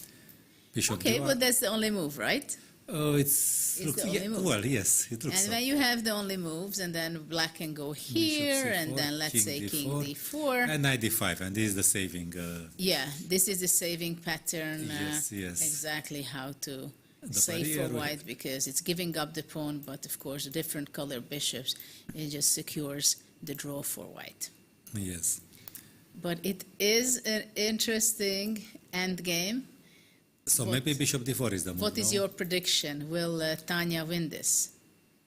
Look, according to the tendency of the game, I think that she will win. Because, okay, you have this grandmaster playing against 1624 rated player who played like a grandmaster up to a certain point. And then, of course, you suffered and you are not happy with it. You are not happy with what the opponent is doing. So you accumulate this frustration. And then you get this. You understand that by comparison to what was earlier, this feels like a winning position. Yes. And you transmit this feeling to your opponent. This is why over-the-board chess is better than online chess. It's the fight between two personalities, two human beings. Yes. So I think that, no, of course I may be wrong, because maybe at some point Rukshona wakes up and starts blitzing out the only moves. But the position is not simple. It's not for It's not simple, but I bet I would make my prediction that Tanya wins. Yes, I would think that a grandmaster would also have, with little time, would also have problems holding this position. I mean, she feels it, that it's her chance, right? Yes, yes. She wants to play fast, and okay, she's going to be maneuvering with her bishop from here to there, from there to here, and go around 5 times with her bishops. But does he have an alternative to bishop d4? Because she's spending almost... That's a strange thing, why she's not playing bishop d4 instantly. She's down to 2 minutes. And actually, in the meantime, Saidova is above a minute because she got the extra 30 seconds. Yes, okay, so bishop d4. Now knight d2 is obvious, I assume. But okay, probably the players are also, of course, they have all the right to be tired already, but... And in such situations, sometimes you don't feel how time is flying. You can think that you've thought for half a minute and then you see that you spent 4 minutes. It can also happen. So white is thinking, and there is not much of a choice for her. She has the king d2 move as well, not only knight d2. What about king d2 in this position? I was also considering it. King d2, bishop a2, king c2. I think it leads nowhere for black. So after king d2... Yeah, maybe, but it's amazing. I never saw such a fortress with such a passive knight. Well, let's see what she's up to, because after bishop d4, she will have to be quick. She's under 16 seconds. Knight d2 is on the board. Yeah, but of Knight course, with D2 knight is on d2, she'll have to find a move after bishop a4.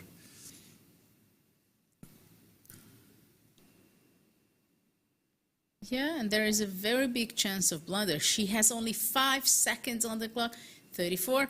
Bishop a4 is on the board. 30 And seconds. if she didn't see countdown. bishop f1 in advance, then... Again. Of course, after bishop f1, it's not going to be easy, knight but... b1. She went knight b1. She went knight b1, which is kind of interesting. But now the knight is on such a... No, but now black can go bishop d7 or something. And if... Bishop d7, king d2. So white wants to go C2, king d2. King c2, maybe, no? But now she wants to go king d2 next, right? It's not... That's the only move. Yeah, If it's white to move, the only Yeah. move would be king d2 here. Yes. Which still... No, actually, if it's white to move... No, it's a draw king d2. And the problem is for black that...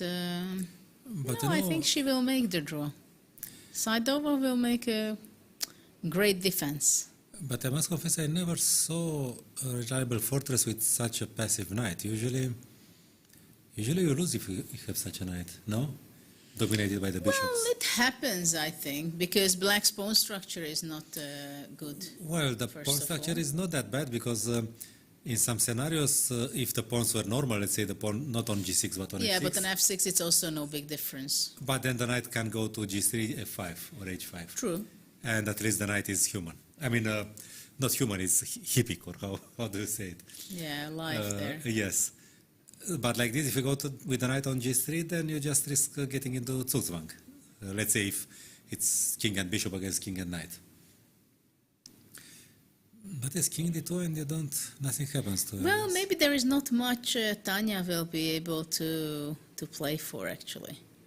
And if you cannot give opportunity for your opponent to go wrong, Yeah. because here it's not winning for clear, but whether she can create a situation where white can go wrong. Bishop d7, bishop d7, king c2 is on the board, and Tanya is going down on time while white is increasing her time because she played instantly the move king c2 in the last move. No, the only thing now, if it's black to move, not to play knight d2. Because then bishop a4. So the question is, what So about bishop bishop c6 maybe? Yes. No, she goes king. No, maybe king d2. King d2 king was- d2 was the move, which I don't like at all from white. And king c3 now. So the king is moving towards to b2, trying to catch the knight.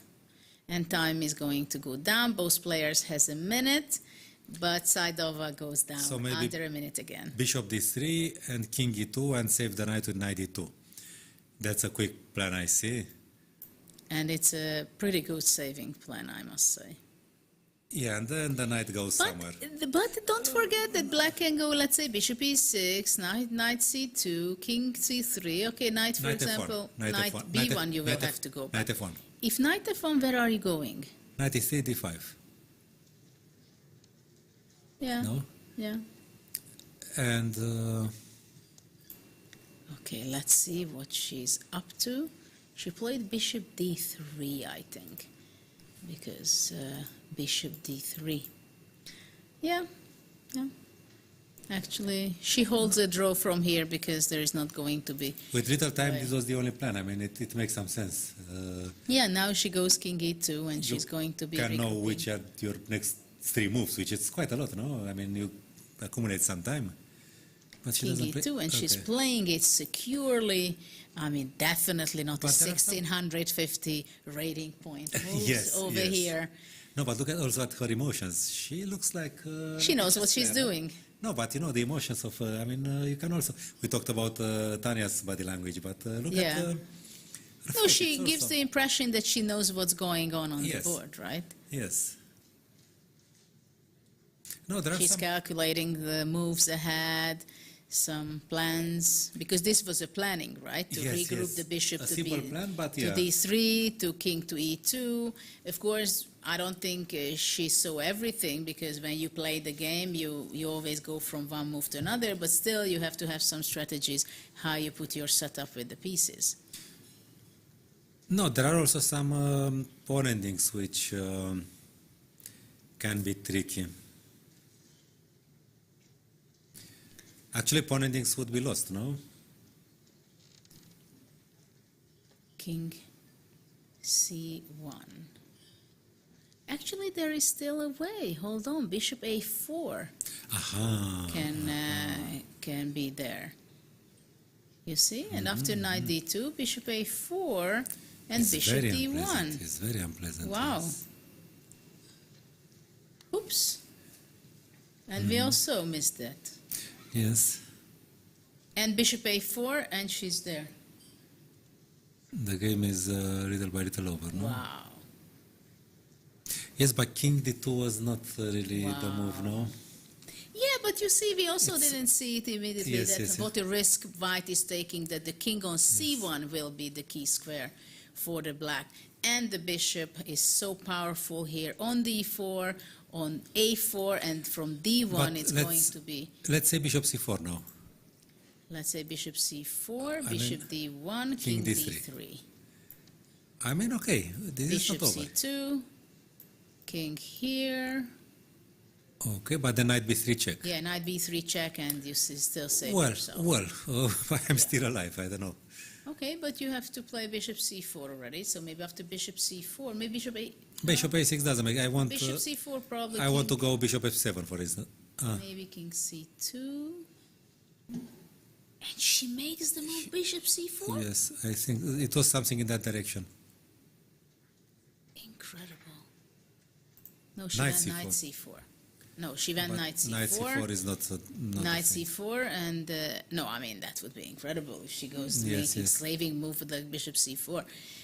But now, unfortunately for white, it is falling apart. Though it's not over yet, but bishop d1 is on the board. But white didn't improve. I mean, sometimes it's good to lose a pawn if you King get something. e1. Bishop takes f3. But is the white king dominated now? The black king. No, but look at that. After bishop f3,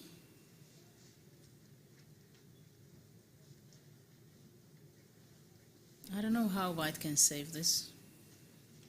It's still at Zugzwang now. I mean, I was happy that the black king is dominated. Almost, no, it's So immobile. after king e1, Tanya is thinking, what is she thinking here? Right? There's no other way than to grab the pawn. And bishop f3 is grabbed. Knight d6, sure. d6.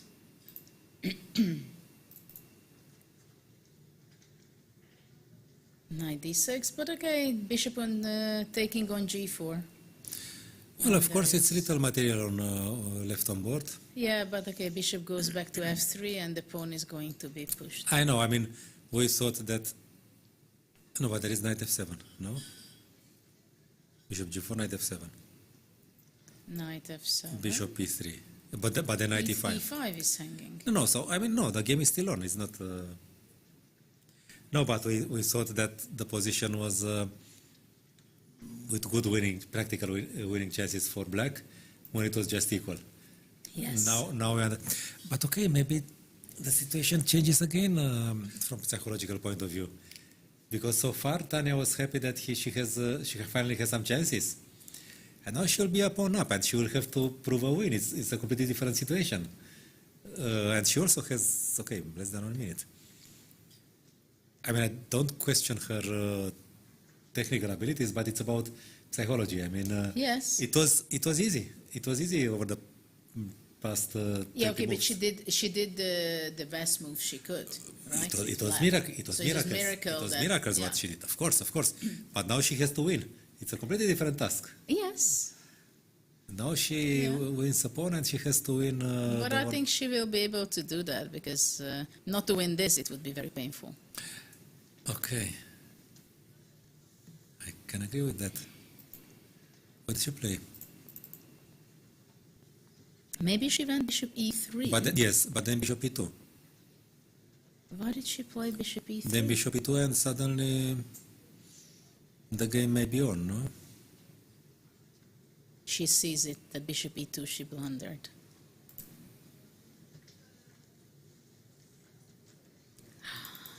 Well, No, psychology is very the difficult. roller coaster is working.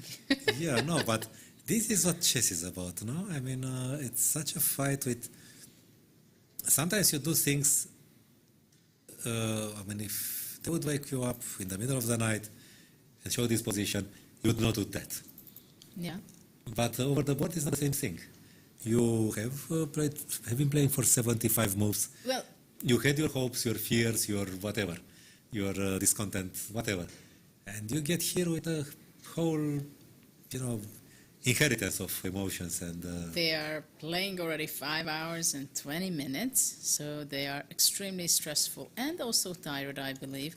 But I have to say that Saidova deserves to make a draw in this game. That's what I would think. The way she defends. yeah, and bishop d3 was not a bad move. Now she wants to go king e2 to No, get I think it's very sensible move, because it stops the black king from going to c2, let's say and also. clear some space for the king, king e2. Well, Tanya is going under half a minute. And if bishop g2 at all times, then maybe bishop f1, not to allow any funny ideas with bishop h3. So... Yeah, but would it be something special with bishop h3? Bishop f3 is back on the board, if I see it correctly. Bishop e2. Yes, bishop g2, so she's just gaining and time, I think. the question is bishop f1, no? She's not going to go bishop f1. Did she go bishop f1? I Ah, don't believe. bishop d3, anyway. Yeah, actually you're right. King e2, yeah. Sorry? Yeah, I mean bishop h3. Well. I would have avoided this, maybe. Maybe she's going to go bishop h3 and king c2 and try to reach to d4. So to attack. Yes, I would And that's the move she made. Bishop h3, bishop e2, king c2, I believe. No, this is why I might have considered bishop f1. But maybe takes and king Takes what? If she had played bishop f1. But okay. My first candidate was bishop f1. But optically even there it's not.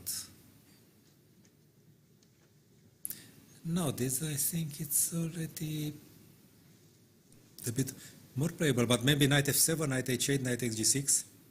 Well, so in this position, let's say king c2, you Knight want f7. to play knight f7, bishop f4, For knight h8. knight h8. What a nice way of looking Yes. for counterplay, right? We are talking but now about... bishop g2 and your pawn is dropping off. Yes, okay, this doesn't work. So this still can be, and king c2 is on the board. Okay.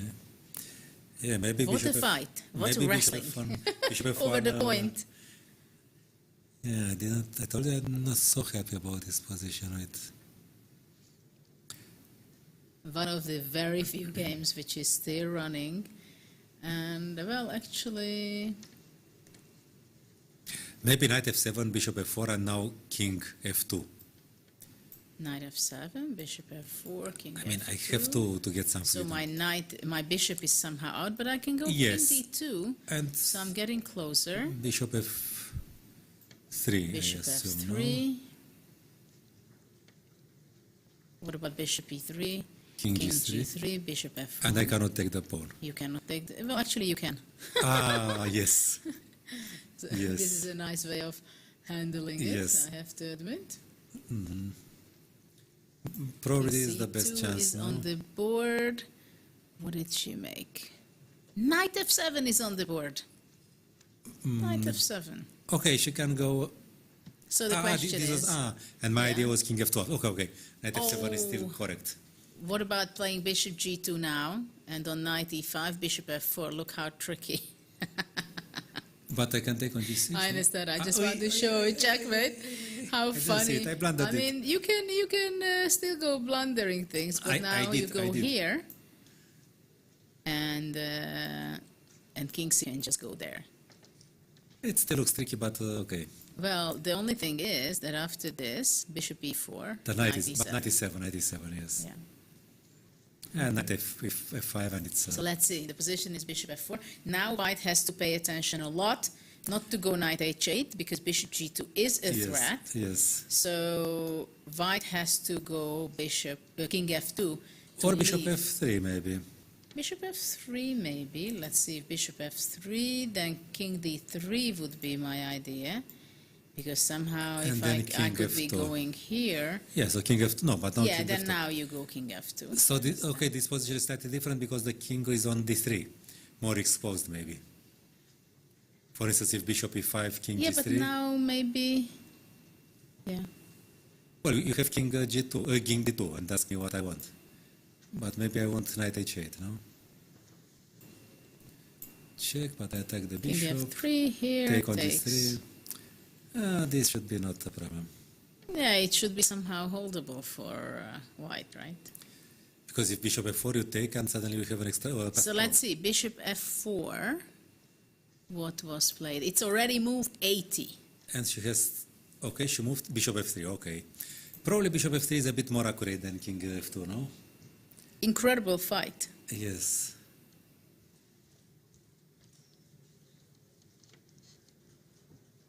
Who is sitting there, a captain or the arbiter? The man sitting... I think it's the Indian Captain. captain, probably. Can you understand? I mean, okay, we are having fun and we are not following the whole game. But can you imagine his feeling? I mean, he's very much part of the game. Well, I was a captain myself. You were a captain yourself. We all know how stressful it is to handle the mistakes and the opportunities, missed opportunities as a captain, right? Well, I remember that, for instance, in Groningen, the European Team Championship, I was a captain and we're playing against Switzerland. And then the score was 2-1 for us and one game going with an extra piece for our player. But I had the intuition that I should tell him to offer a draw. Because the position was, okay, some very vague compensation. I mean, not winning, but clear advantage, let's say. And I had a feeling that I should tell him to offer a draw. But then I was afraid that he will never forgive me for that. I mean, it's his individual result, no? And I didn't, and he lost the game. His opponent got some funny compensation. And little by little, you know how it goes. It goes all the way down. So I told him afterwards that, well, I had this, but he would not understand me if I did that, if I told him to offer a draw. He would not understand what my feeling meant. I could not prove it to him. But to tell you the truth, I don't think it's a good rule that the captain can intervene and give us a suggestion. Because it means that knowing who is the captain, if it's a grandmaster or an amateur player, it makes a big difference. It gives a hint to the opponent, no? Or to... And it gives a hint to the opponent, so it's not...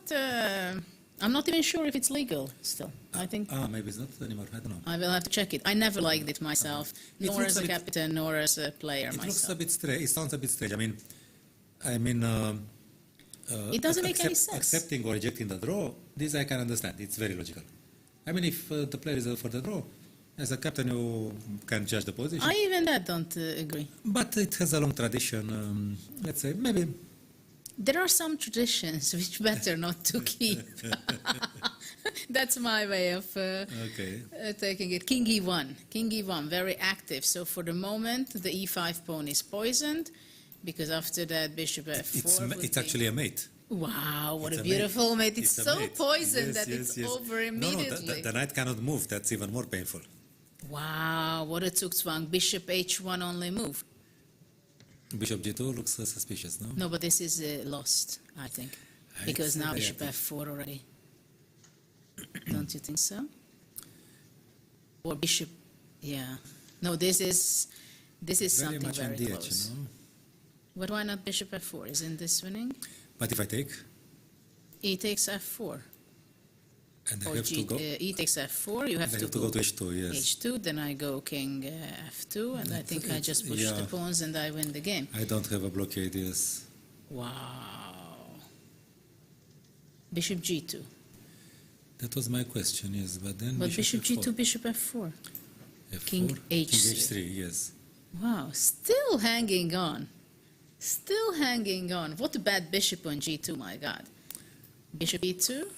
No, but it's not going to be hanging on forever. And knight E7, knight F5. No, Probably, but knight E7 here, knight F5. Ah, you don't care about the pawn. I maybe understand. maybe it's not that important. But I'm not sure it's correct.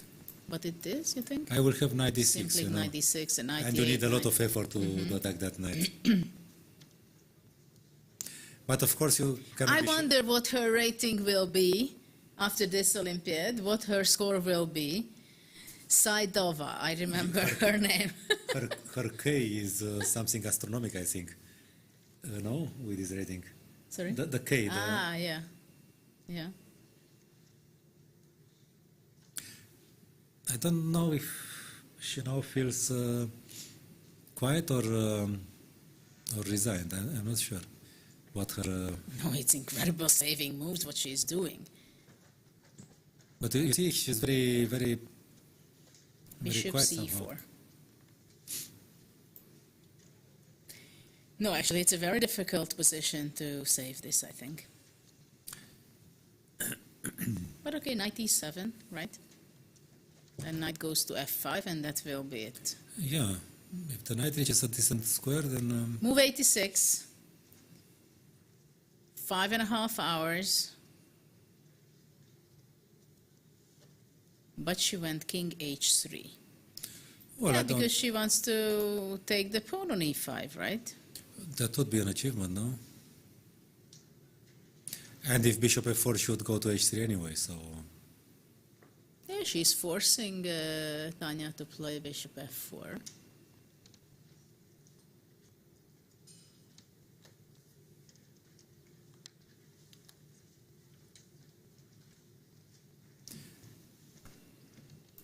Bishop F4 on the board. It seems like an endless game. This is what this time control offers, that such a game can go on forever. And there's a practical thing that if you have to go by any chance to the bathroom at this point, you're in trouble. You don't. You're in trouble, or you have to raise your time. You have to make moves, collecting extra 30 seconds in a few moves, and then if you're lucky, the bathroom is nearby, and then the amount of occasions I've seen strong players running after move 40, for example, or 60 in such a cases, it is simply practical. So where should the knight be going? To D5 or F5? I have to go to F5. I don't know why, It but looks I like would the rather square, go no? there. But yeah, it looks like the square. Because the knight can defend.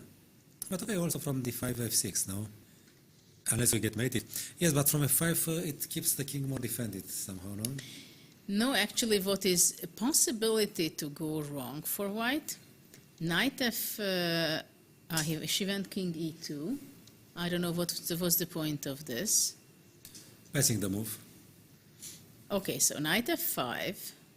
Ah, no, maybe she wants. No. After knight F5, let's say king F2. So it's a Zugzwang. So let's say you go knight H6. I go bishop E2.